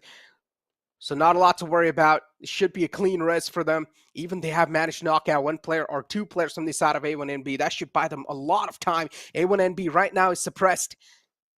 If they do peek out, it's going to be an invitation to their own death because those 2 players are quite hurt. It's the final 4 teams alive, in which there is 1 team that has a lot of players up and alive, and that's going to be the players of Deadeye's guys. All the 4 players up, looking to name this chicken dinner onto themselves. And High Voltage now, they are going to be on the receiving end. A1NB, with all the players alive themselves, they're looking to name this one as well. But Deadeye's Warriors is going to be the biggest threat, biggest thorn in their way, as DE Warriors, they're getting picked off from both the teams. 1 last man alive. The final glimmer of hope is alive. And A1NB is making a push happen up against the players of Deadeye's Warriors. Let's see, top 3 teams, DE, A1 Esports, and DE Warriors. Still surviving. 3 players for the side of Deadeye's guys and A1NB. And then there's DE Warriors, which is the last player left standing. That's East. And he does... Well, in fact, you will see the back of the players of A1 Esports in a few short moments because they will be extremely distracted by Deadeye's guys right in front, across the hill. And all East has to do is protect himself. And the car drives over him. He's going to be spotted out. Oh, he still takes the fight. Will be able to finish off Hitman before he goes down swinging. The final moments in the favor of Deadeye's guys. It's a 2v3 now. DE having a massive advantage in the situation. All they have to do is lob a couple of nades and get it over with. A1 Esports in a big man deficit. It's a 2-on-3 situation in which Deadeye's guys, they're definitely looking confident, but hopefully not overconfident. They might just get too complacent in this moment.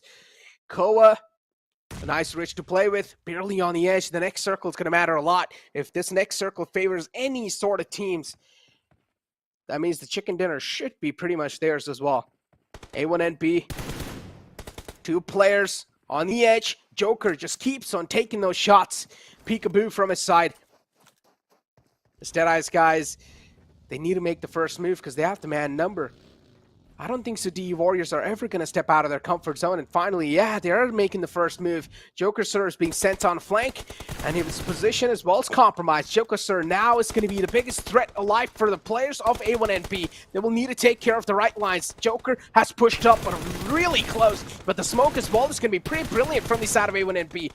Joker takes a lot of damage. Same thing goes with the players of A1NB. Both of them are damaged up, but Joker patches himself up pretty quickly. A1 Esports, they're just in a deadlock, and they cannot break free. This Joker just keeps on dishing constant damage, and they will finally crumble down. Deadeye's guys playing that so well.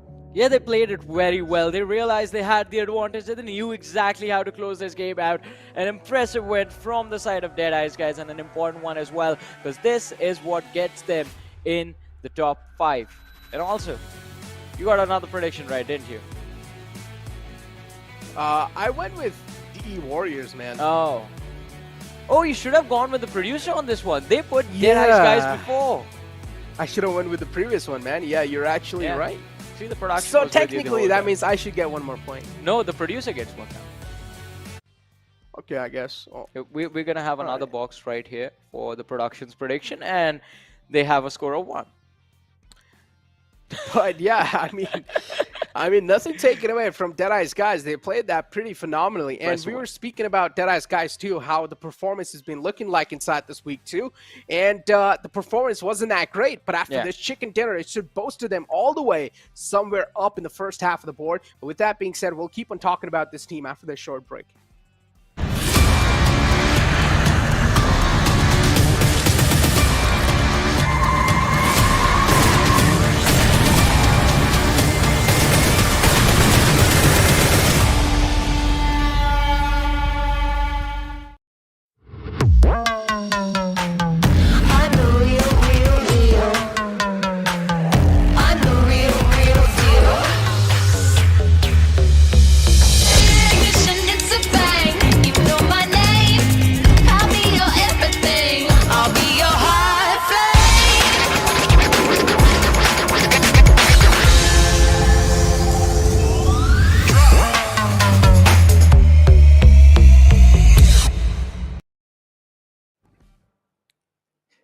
Welcome back once again, ladies and gentlemen, to the PMPL South Asia Fall Season of 2022, brought to you by the Oppo F21 Pro. This is Super Johnny Jarma Necro alongside with me, ladies and gentlemen. 4 games done and dusted. The previous one going in the hands of Dead Eyes guys. An impressive win, a very technical game because there was a massive cluster of teams. It was important to prioritize your position, where you were holding, how you were holding those angles. Very important to think about all of that. Otherwise, you were getting shot in the face from the distance. And also timing those rotations in the middle of the ridges. DE did all of that perfectly and did more as well, because we do have the MVP of the game, and it is going to be Chari from the side of Dead Eyes guys.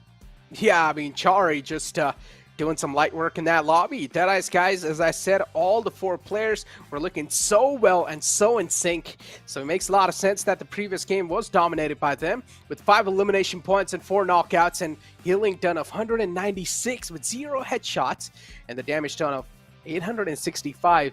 Chari has been the man from that previous game who stood out to be the MVP.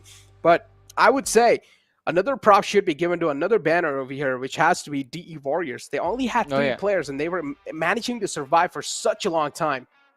Yeah, definitely. And they did such a brilliant job as well. That last lad East, I mean, had he not had the fates just lined up, maybe he would have survived and just picked off a few extra points from the side of A1 Esports or Dead Eyes guys. But unfortunately for him, the vehicle from the side of A1 Esports just came right on top of him. He still walked away with 1 extra point, and he was the reason who he was the man who swung the entire game in the favor of Dead Eyes guys. Otherwise, the final fight was going to be a complete 50-50 between the 2 teams. And considering A1 Esports realized that they're really far away in the overall rankings, they decided to play a little well, but unfortunately, the circumstances were just not lined up in their favor. So they got kind of taken off in those final moments, but still, I would say a nice try from their side. And if I'm not wrong, A1 Esports are playing inside Group A. That means in the upcoming games, we're not going to be seeing Godlike Stalwart and A1 Esports competing once again. So that was their only chance to make something happen. Yeah. And they knew it was their only chance. They tried the level best as well. But moving on, match summary on our screens. We do see Chari with the highest eliminations, but Joker is going to be right behind him with 5 being the number, quite equal to what Chari is sitting on. Then we have highest damage going to Sinister, 870 being the number that he's on. Chari quite close, 865. Highest assist, we have Mr. Smokey. And Chari makes it in this list as well, with 2 being the number of assists he was able to give to his teammate, and he sits there on the 3rd position. High ceiling done on Miramar. This stat is going to be very interesting because you would never really see people just being a big fans of the blue zone this time. This time in this match, they try to avoid it as much as they can. So the healing number was just a sub 400 right there. But moving on to the match rankings, ladies and gentlemen, Dead Eyes guys, 14 eliminations, working out quite nicely, increasing their total tally to 29 points from this game. I mean, high voltage. Again, consistent performance. Yeah. A banner of consistency no matter what. DE Warriors as well. Consistency just reflecting over here. But today they haven't been as consistent as they have been in some of the days in the past. So an okay finishing even from the side of DE Warriors, as you have A1NB as well on the 2nd spot with 12 points of placement and total points of 19 points accumulated. That should not bolster them that up in the overall rankings, but should at least bring back the shaky A1 Esports in a much more stable form. Well. Let's see though. I mean, I'm just worried about the fact that the drop that has been happening, it's just gonna... Well, this one game, it's not going to be enough to change anything, because they started off in the top 4, talking about A1 Esport right now, they started off in the top 4. With this one game, I think the climb is going to bring them to somewhere in the top 7 or the top 6. But still, the difference now that has been created between them and the teams in the top 3, it's going to be quite massive to overcome. On the other side, as we have been talking about, quite an interesting game. The early game, extremely slow. We expected a few drop flashes, but that did not happen. And in the mid game is where majority of the action was taking place. DE Warriors, Necro talked about the wonderful run of theirs. 2 players making sure they were walking away with the extra points, and they made it to the top 3 by doing that. Speaking of making it top 3, I mean, yeah, In the end, it was just a complete disadvantage in this moment. Having a man deficit in these type of situations did really not work out for this team. Unfortunately, they needed to take care of their back lines, or their sidelines, if you'd like to say, and even from the front lines. And Deadeye's guys overall, they just played that perfectly. They realized two players are pretty much in the deadlock. All they need to do is just find a perfect route to execute it, and that's what they exactly did. Damage graph in front of us in the top 5 teams. They have dealt a lot of damage. We saw Raw as well putting up those numbers, and this is clearly evident. Yeah, it is clearly evident right there.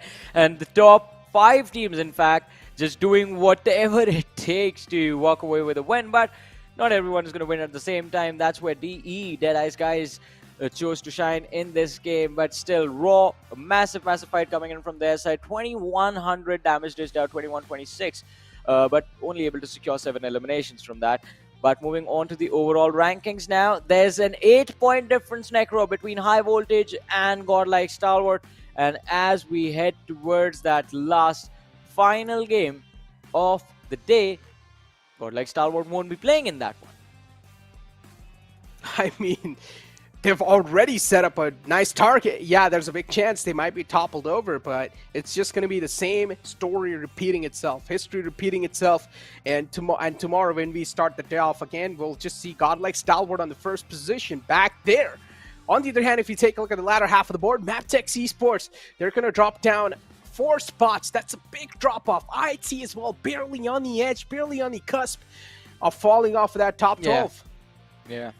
Quite close to being in trouble, being in a world of hurt. But, ladies and gentlemen, let's have a look at the schedule right now. The last game of the day about to begin in a few short moments. The map of choice is going to be Miramar, and as we mentioned earlier, Group A is the group that will be sitting this one out. So that means Godlike Stalwart, Raw, Elementrix, and also A1 Esports won't be performing in this game. For the last game of the day, A1 Esports did quite well for themselves, but then again, the 4 matches before that were, well, the 3 games before that were not that great. So I think they will have to wait for tomorrow till they come back again, have a fresh start to a new day, and they have a lot more matches available to them to make a proper comeback in the overall rankings. Other than that, I think if you were to ask me my prediction for this particular game, I would say now... Alright, now I'm free to pick anything, right? I guess, yeah. Yeah. I'll go with Janmara then. Ooh, okay. I mean, it is definitely a risky one, but they do have the players who are capable of making something like that happen. So, Janmara is not a bad option at all. On me, on the other hand, man, I'm again with one of those tricky ones, yeah? I'm going to go with Venom Legends. Yesterday, they striked in at the last game. I think so today as well. They might just strike in at the last game. There's a big chance they need to live up to what they have been able to perform up till now. So they need some sort of semblance. They need some sort of domination once again inside the lobby to keep the position flowing in their favor. Yeah. I mean, and they do have what it takes as well. I mean, as we have talked about, is when Legends were doing so well for themselves in this week, and they still are. They have still managed to keep up with the rest of the competition. But in order to move forward, we would want to see them finish with more chicken dinners. They already have a few in the bag. I believe they've already secured like 3 chicken dinner wins in this week so far. They have 2 more days remaining, and then there's this game. If they win in this, then that number is going to go up to 4. But a lot of challenges standing in their way. IHC is desperate for a win. It is long due from their side as well. So they're going to be feeling quite desperate to walk away with a win in this game. Then there are the players of WIZZES Club. Momentum is looking so good today. And with the last game, I think they would also stand a very strong chance of coming out with a win.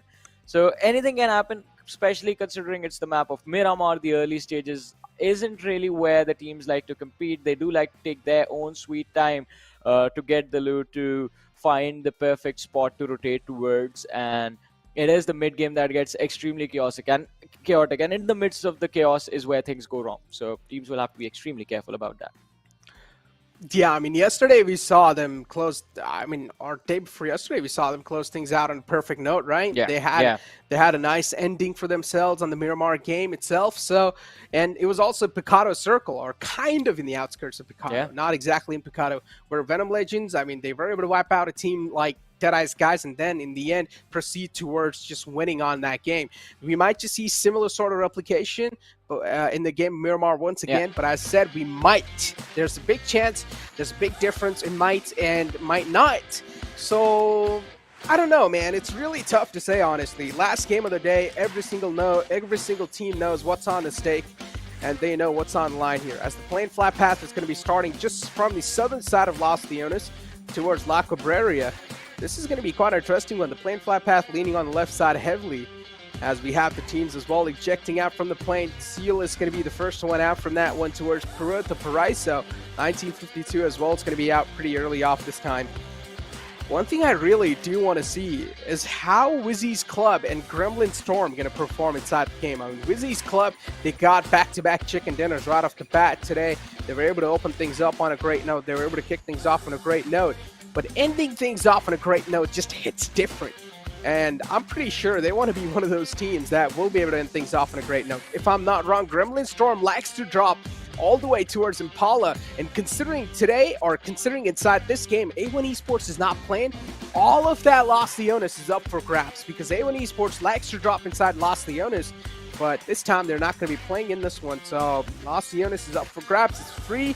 If teams do want to go for it, they definitely can. Gremlin Storm is there as well, but they have no intentions of dropping inside Los Leones. Today we have been seeing none circles in the Miramar map, and that's what's been the replication even inside this game. Circle up north, a little bit tilted. Yeah, it is a little bit tilted up north, but nothing really standing out to me just yet. Venom Legends all the way on the left side of the map, playing it as safe as possible. Do not want to gamble, do not want to take any sort of risk in the early phase of the game, but they're quite spread out. They're quite separated away from each other. This might lead to their demise. IC is the closest one to him, but IC2, I don't think so. They would like to push out. We've seen, okay, IC is a pretty aggressive team. It's understandable, but they don't push out of their drop spots right off the bat. First, they make sure they're having suitable amount of loot, and then they just start going on all guns blazing. You will never see IC out of their drop spot right off the bat. They will never do that. The loot is the main priority for this team. And if they do get some good loot in their hands, then we'll see them just go all guns blazing without even caring about a world. As Johnny mentioned, it is one of those teams that knows no matter what, they will be able to qualify inside the grand finals, and it should be an easy piece of cake for them. And maybe inside the grand finals, we'll see the real IC just pop out. Because so far, me and Johnny have been saying this, there's something about IC that just really stands out. There's something about IC that is keeping a mysterious aura around them. We feel like they're hiding something. But maybe in grand finals, we'll probably see them reveal their true colors, because right now in the overall rankings of week 2, they're barely on the edge. They're on that 12th spot, but they still have 2 more days to go. And I mean, after this day, they have 2 more days to go. So a lot of games in their hands. Well, as you mentioned, they will have a lot of games in hand in the future, but all of that is going to start tomorrow, at least for today. Teams are going to focus on this last game that they have to play. Again, expectations from this Miramar are off a slow start. We again have a northern circle. This time, I think the advantage of this match is going to be in the hands of MABETEX and Skylight Gaming towards La Cabrera, in fact. Completely isolated. No one here to bother them. And it's a massive area.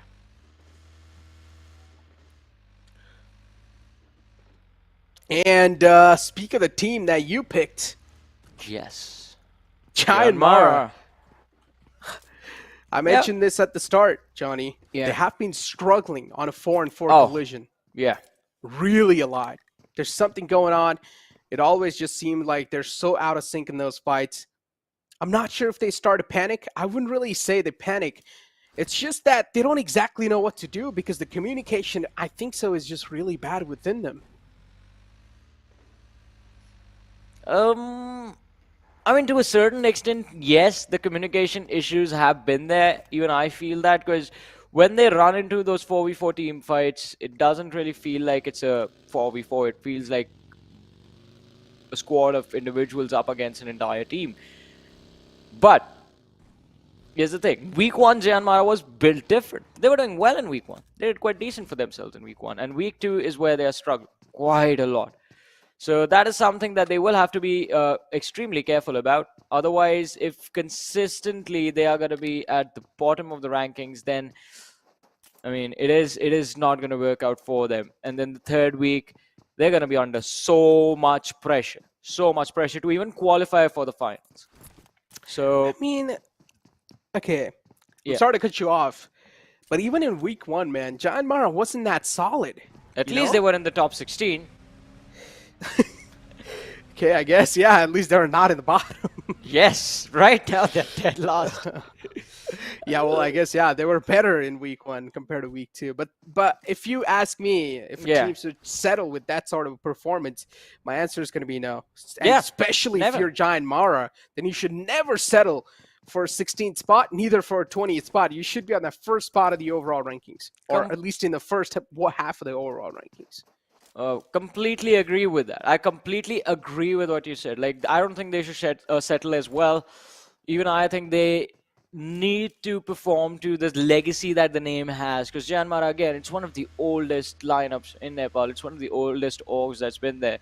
A banner that I have seen at every single tourney that I've been to of South Asia. And they always manage to put up decent numbers on the board. This time around, something going wrong, but I'm going to be hopeful that they make it to the finals, and the finals is where they pull the cat out of the bag, just reveal all the cards out on the table and show their true selves. But even in this game, if they walk away with one, I think it can be a good turning point at least. But it is going to be quite tough. They have DRS right next to them. They have the E right behind them, and T2K is moving towards them. I don't think they're going to be in this match for a long time. ATRAX Esports is on our screens, and this team, the storyline has just been completely different from any other team inside the lobby.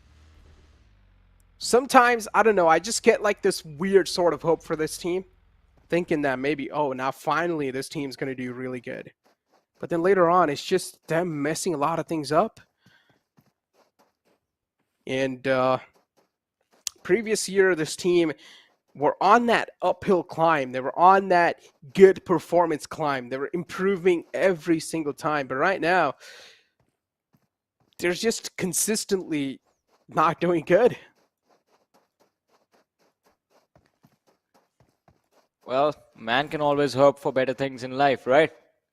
That's what they're another team, Johnny, another team that we need to take a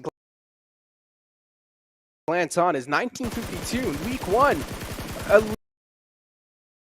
literal dominating affair. In week 2, not even close. That is a massive, significant drop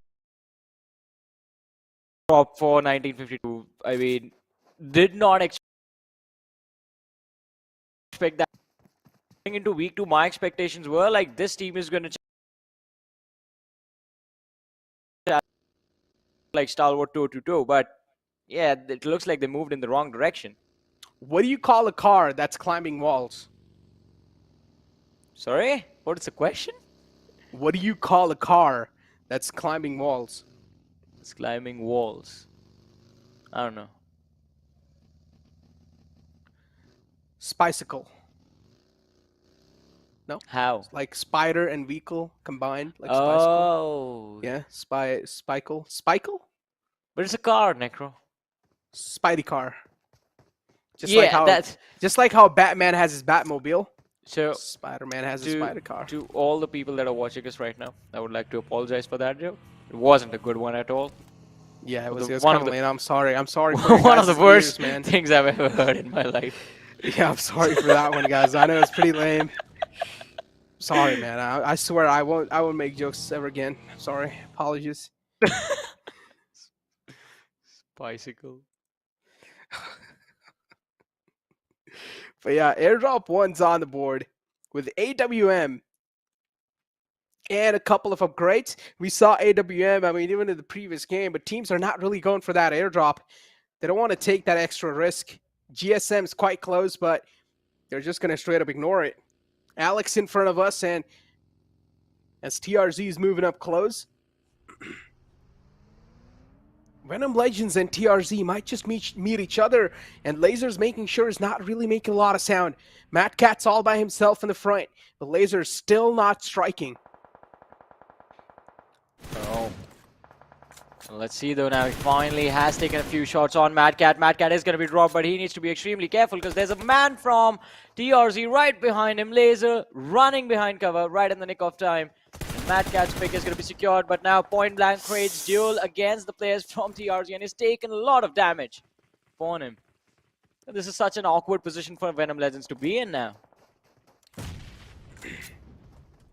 Speak of awkward positions, I mean, there are still 16 teams alive, and only we've seen one elimination happen. Venom Legends, they're quite spread out. If you speak about this entire team's position, it is quite awkward in general.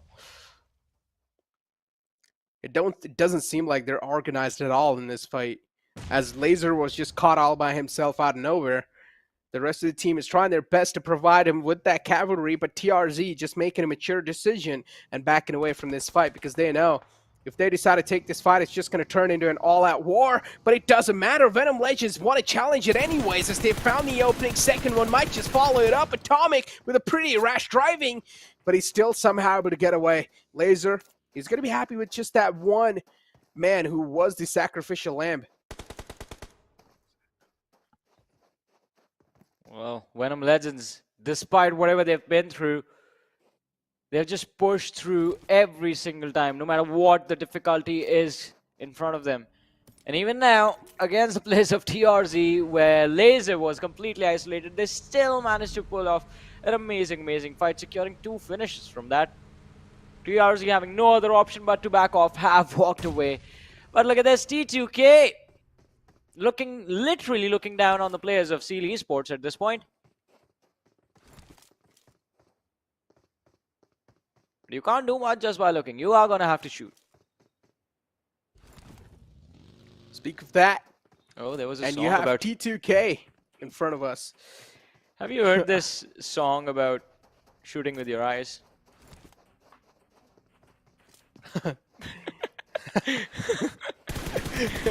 You get the reference, right? Yeah, I do.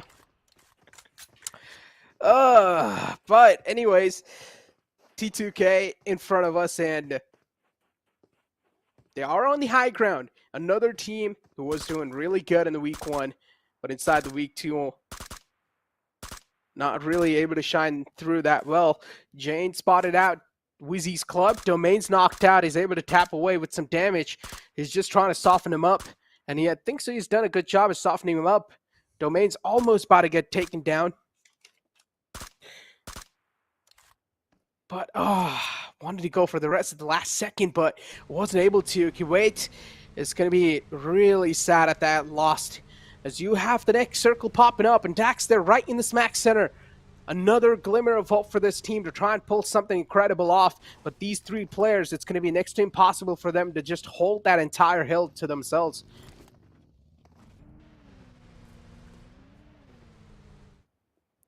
Miramar now about to walk into the crosses of Dax. But Assault, all he's going to do is just relay all of this information to his team. Still, 13 minutes into the game, ladies and gentlemen. Not a lot of action breaking out on this map. 16 teams, 61 players still alive.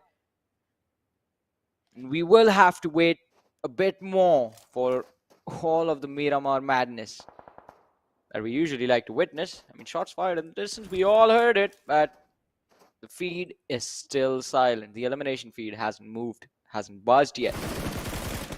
Oh, now it will though. T2K fall in front of high voltage as Praveen is instantly going to knock and finish off one of the lads. Now 3 still left standing. Can they come out of the situation alive? And the answer is yes, because Sandesh with a nade like that is going to find an important trade for his team. Praveen, the lost cause in this fight. Sandesh able to open things up with that nade. And high voltage now, they're going to start to break some sweat. Assassin looking to lob a nade, but I don't think so it's going to find the mark at all. Sandesh still safe behind this little ridge that he's found himself in. Now it's just tossing out a lot of smoke, making sure his vehicle is not going to be damaged at all. Because if things do go south, that vehicle is his escape route. Sandesh is the only man left in the close. High voltage, they're just being locked inside this compound. They cannot move out at all. They don't know where the threat's available. But there's only one man holding him off at bay. And he's not going to let them surpass away from this one. T2K's clearly, it's understandable what their strategy is looking like here. Try and hold the players of high voltage off at bay. And try and stall them for as long as possible. But now finally, Sandesh is going to let him live as he's on a move. But the vehicle might just blow up Sandesh. Oh, it was a little too close. Yeah, too close for comfort right there. And trained to kill.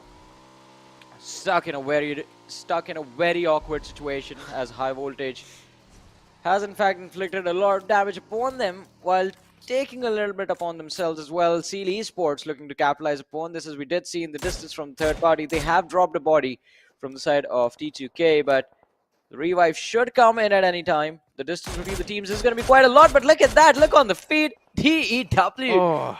Nirzit is going to be dropped by his own teammate Stade.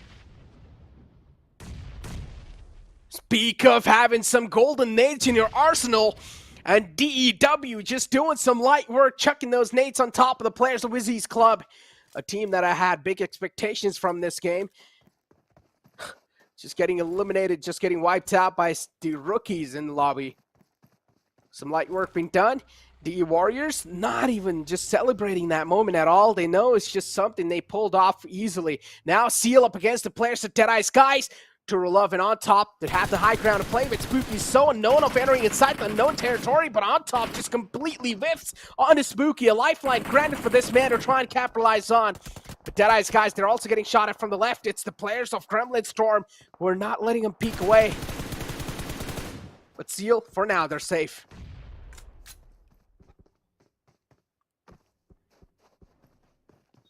Well, let's see, the Seal Esport might be safe, but Venom Legends definitely aren't, as Gangster is going to be dropped by Entry. 1952 have lost a few of their own players, and it's going to be quite important for Entry to go for a revive onto Jax, as the last player from the side of Venom Legends has made his way over here. Frag Boy, if he drops a frag grenade right there on top of, well, quite close to where Jax is, which he does, in fact, he can take both the players down. But Entry and Jax just manage to protect themselves for a little bit. Entry, in fact, avoiding all of this damage, while Frag Boy is going to look to go for very aggressive push. Should have run across the window. See his Entry. The damage dished out. Sliver of HP on the opposition. Should be an easy takedown. But at what cost? Venom Legends lost 3 players in that fight. And even now, it's not a guaranteed win, as Entry is pushing forward. He's quite healthy, though. The damage dished out. And finally, there's the shutdown. Speak of the shutdown. Oh, the woes continue for them. It was 1952 out the game pretty early. Dax on top of the hill. They're looking pretty good. They're dominating the entire front lines. They're making sure the players of Deadeye's Warriors are not overextending themselves, but still is struggling with those shots. He's not able to land any of them. And finally, now the brawl's going to start once again, and it's going to break into an all-out war where Turulov just puts in a lot of work all by himself. And he's going to be standing tall against the players off Seal. A one-man army doing the work all by himself, doesn't even need any sort of backup, and we see DRS in the kill feed just shining in pretty well.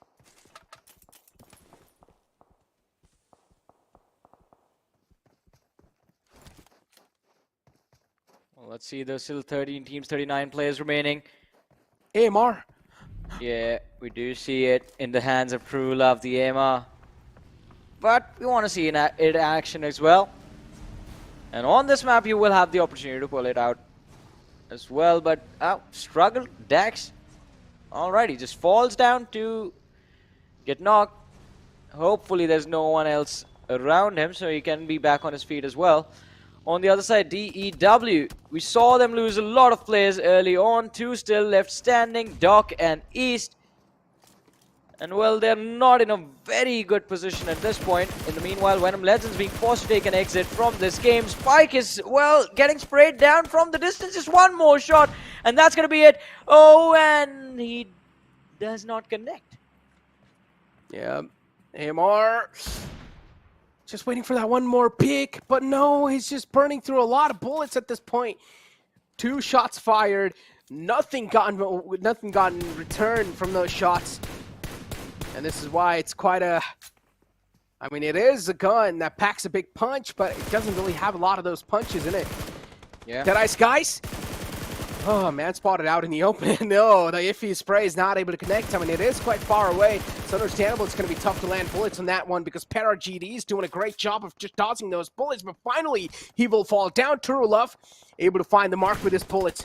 On the other hand, as you have DRS up against the players of Dead Ice guys. Dead Ice guys, look at the spread. It's looking so well, but that 4x prone spray, it's so well from the side of Yante. Catches Chari. Now Dead Ice guys should be pushed in a big state of discomfort. AMR strikes in, 2 shots, and that's going to be a dead tap.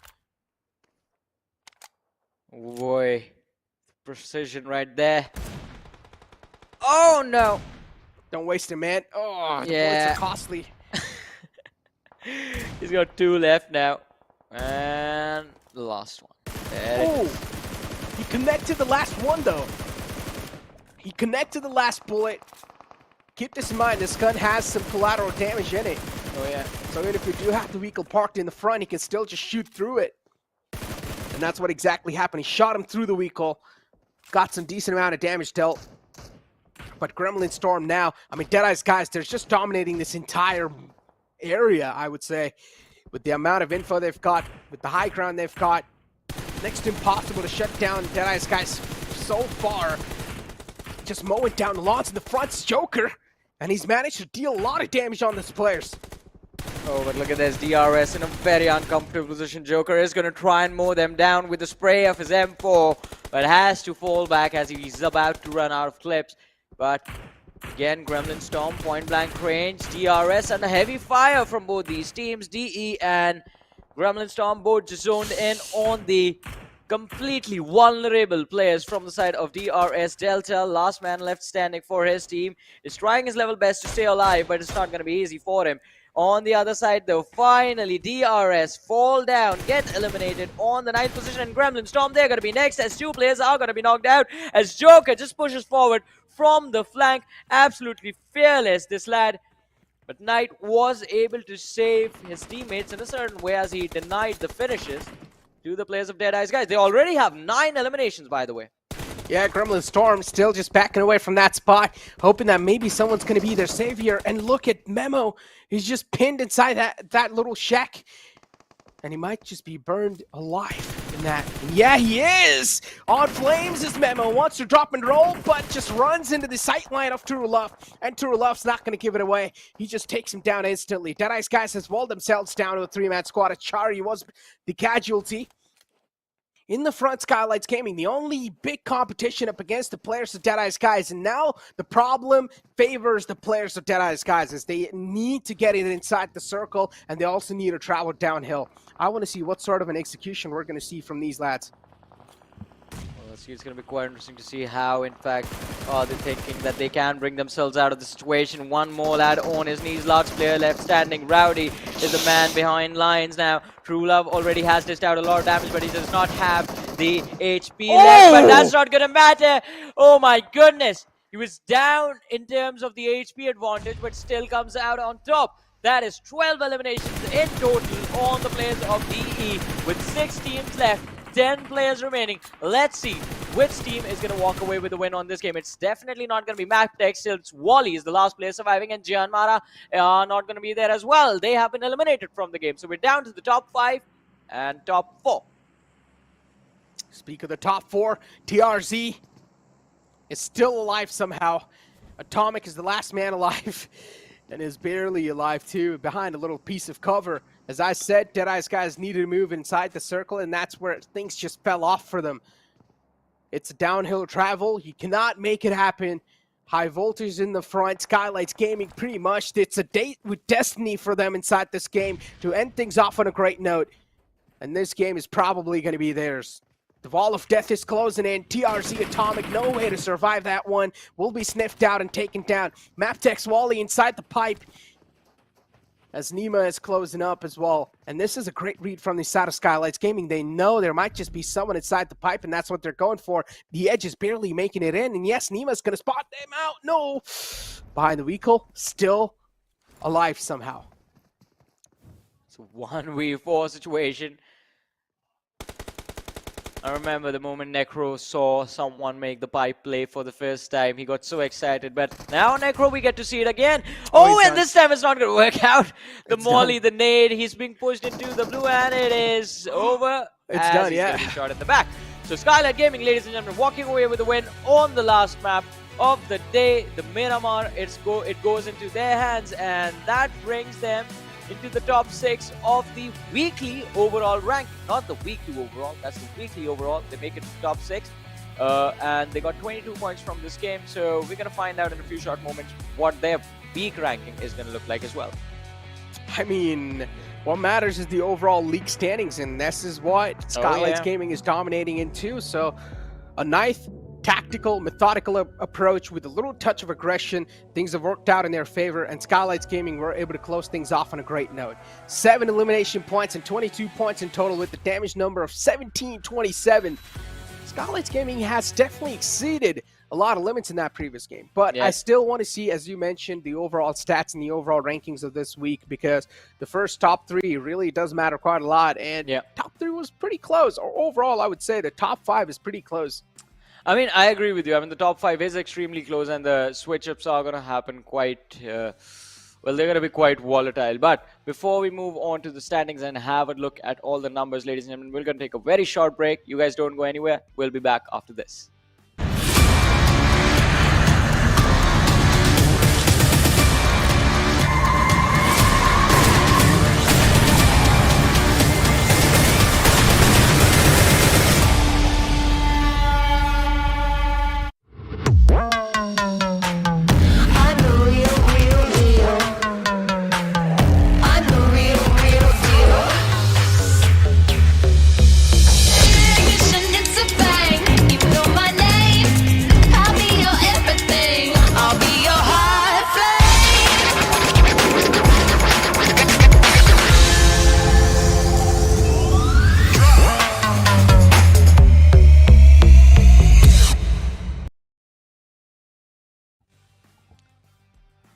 Welcome back once again, ladies and gentlemen, to the PMPL South Asia Fall Season 2022, brought to you by the Oppo F21 Pro. This is Super John. He joined my Necro alongside with me, and all 5 matches of the day are done and dusted, ladies and gentlemen. And now we have a look at the end of day overall rankings, but we'll do that in a bit. For now, though, Necro, what are your thoughts on the previous match? I mean, it was quite intense. It got a little iffy in the end over there. I was very concerned like who was going to walk away with the win, but Skylight Gaming, they had the man advantage. They kept their heads down and they looked very solid in the end. Yeah, and also the circle favored them in the end. Deadeye's guys was just completely dominating the entire moment, and you can clearly do see that, right? I mean, as I said, Deadeye's guys had the high ground to play with. They were also wrapping up a lot of elimination points. Turulov, on the other hand, was just 1v2ing a lot of teams. He also took out the team of Seal all by himself. I mean, this man is just a one-man army no matter what. 7 elimination points and damage dealt of 1367. Those are some big number by one individual player. MABETEX Esports having a decent performing today, and even Skylights Gaming, a decent showing from their side. I'd see also try to step things up at the end moment, but not on the mark just yet. Yeah. They missed to hit the mark. I mean, the opportunity was there, but slightly off, I guess, but we're still happy. I mean, the team is performing pretty decently. The numbers they're putting on the board are not that bad. But this game, I think Skylight Gaming, as you said, I think in the previous game, they know when to strike when the iron is hot. This time, they knew exactly when to pop up, when to start shooting, when to take those fights, and walk away with the win as well. MABETEX, Wally, kudos to this guy. I mean, he is such a wonderful lad. We've seen him play for so long, and even in this game, last player surviving for his team did a very incredible job. I mean, speak of doing an incredible job, I gotta say, today it has been quite a day today. We saw a lot of interesting games without a doubt. We started things off at Sanhok, then later on we played 2 Erangel games and 2 Miramar games in the end, and things were quite interesting. I thought Venom Legends would be able to end things off on a great note, but unfortunately that was not the case. The team got eliminated quite early. We saw Frackboy staying alive till a decent amount of time in the game, but again, being a solo man, he cannot really pull off a lot of things. And Frackboy, I mean, this man has had a really great history, right? He has been through a lot of organizations in the past, and now he's finally found himself a home in Venom Legends. Hopefully he stays here with this squad for a long time. I agree with you on that. I mean, if he stays here, I think the sky is the limit, because again, it's the same conversation we have been having throughout today, right? The improvement that we saw from Venom Legends based on how they started week 1 and where they are right now, there's a massive difference. There's a massive difference. They have improved so much, and all of that in 1 week. Imagine what they could do if they are going to be together for about like 6 months. 6 months down the line, the next PMPL, they're going to be competing for the best spot. They're going to be competing for the top, the trophy. I mean, it's quite understandable, right? All you need is that consistency. Exactly. And you will get that when you have the team synergy down, when you have a really good understanding with your teammates. And that only comes when you're sticking to a team for a really long time. Look at these 4 individual players of Godlike Gaming. Look at IC. Look at Godlike Stalwart.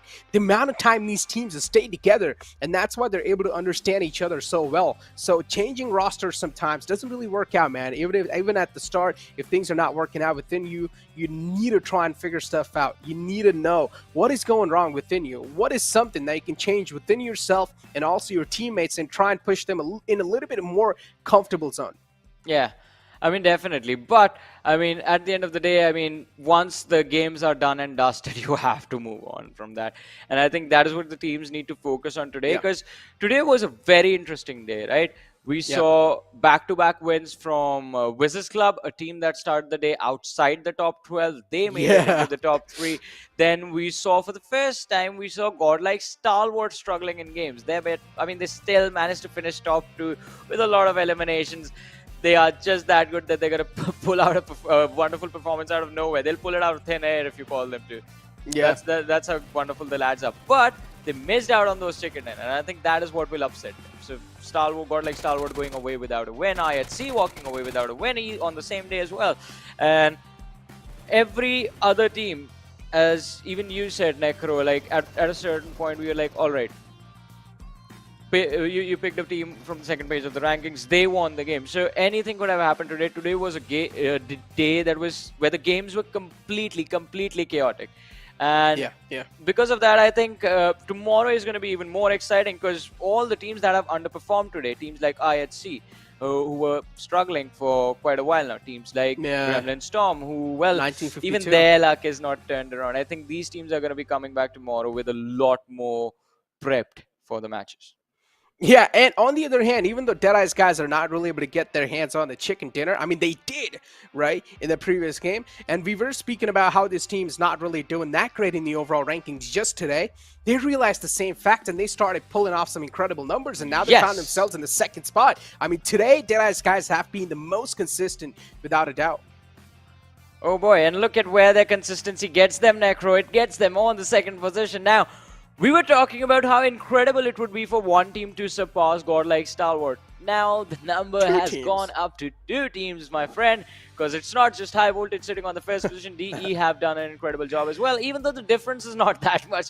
It's just 2-point advantage. I wanted more from High Voltage. To be honest, I wanted them to win this game and get like a 20-point advantage for tomorrow.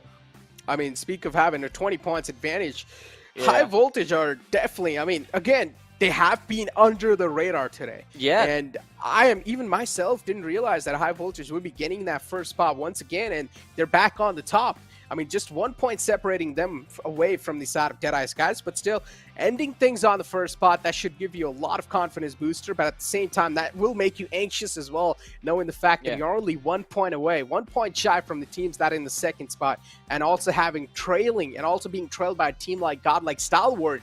That's going to give you even more anxiety. But on the other hand, as you do take a look at the latter half of the board, A1 Esports, the downfall continues.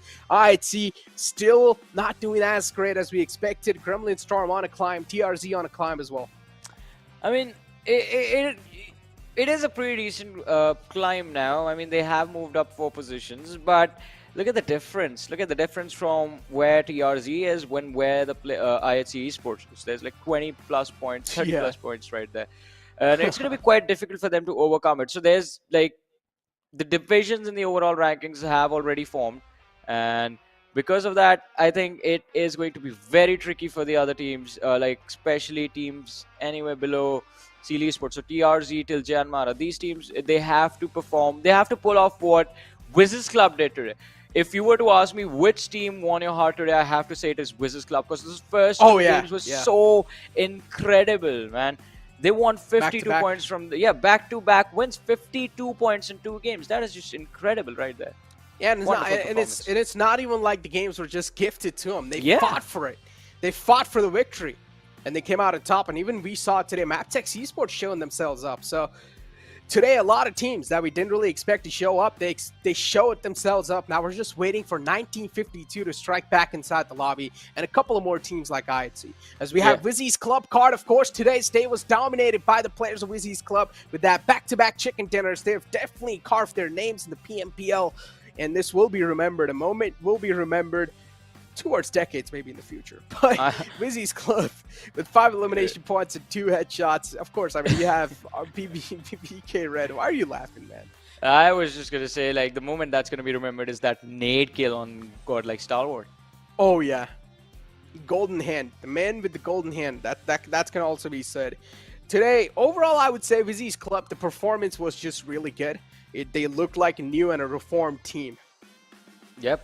And I mean, this sort of reformation that we have seen from them is quite incredible, because I can't stop emphasizing this enough. Within 2 matches, they managed to climb from 12th position to the top 2.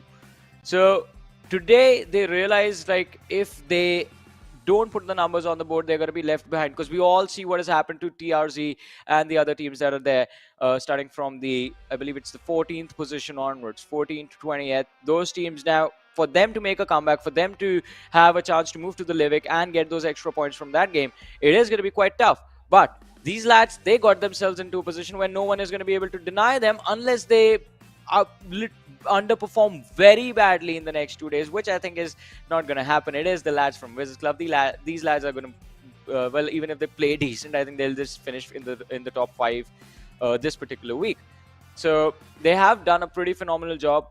Very impressive run today, especially Domain, the man responsible for giving us the highlight of this tournament. The one moment that everyone will remember from this PMPL was because of this man. But we do also have the elimination leaders, ladies and gentlemen, and Top will never leave the top. 52 eliminations to his name, 11,000 damage dished out. Ooh. And also on that first position, as you mentioned, still just staying on the top. No one's able to take this man down. And then you have Doc from the side of DE Warriors.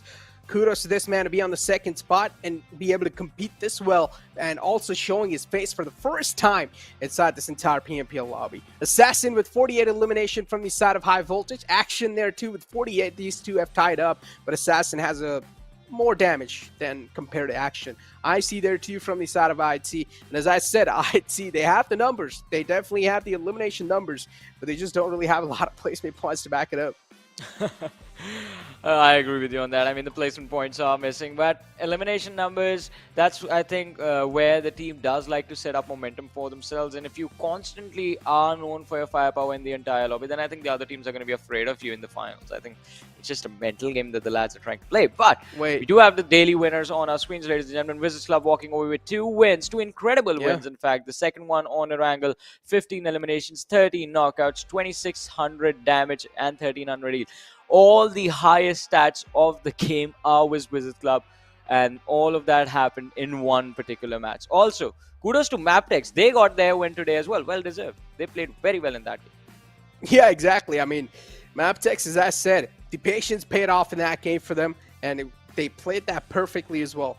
On the other hand, you have Deadeye's guys too, just on the second last of the game. They got themselves a nice chicken dinner, and then later on, it was Skylights Gaming. But again, even in the last game, DRS guys had quite a consistent performance. They were able to wrap up a lot of elimination points, a lot of damage numbers, and a decent amount of placement points for themselves too. So overall consistency was there at the last 2 games for DRS guys. But MABETEX Esports, as I said, even inside the week 2, they're able to step things up pretty well. And this is what we expect from a name like MABETEX Esports, considering the 4 players they have are quite experienced. Exactly, and it was an incredible run that they had today, but can they continue this tomorrow? Or WIZZES Club, can they pull off the same numbers tomorrow? Because if any team plays like this, the way WIZZES Club did today, I mean, it's going to be very difficult to stop them and keep them at bay in terms of the overall rankings and how many points did they get for the weekly overall rankings as well, ladies and gentlemen. So, again, a lot of insane things happening at the start of a weekend could only mean one thing, that the entire weekend is just going to be as or even more insane. But to actually witness what is going to happen in the matches tomorrow, we're going to have to tune in tomorrow. And I think it is going to be quite interesting to see what exactly the overall rankings are going to look like at the end of the day tomorrow, because now the safety cushions that the teams had in terms of how the top 6 have been competing, how the top 5 have been competing, the safety cushions have gone. There's 3-point difference between the top 3. Yeah, it's completely faded away. I mean, I don't even ever will say that these teams had any sort of safety cushion from start of the PMPL, because as I said, I've been mentioning this over and over again. It's easy to breach inside top 5, but it's hard to maintain it because you're just not able to gain that cushion. You're just not able to gain any sort of cushion no matter what. These teams are always able to trail you down. They're always on your back. They're always on your tail. They're not going to let you get away with that points.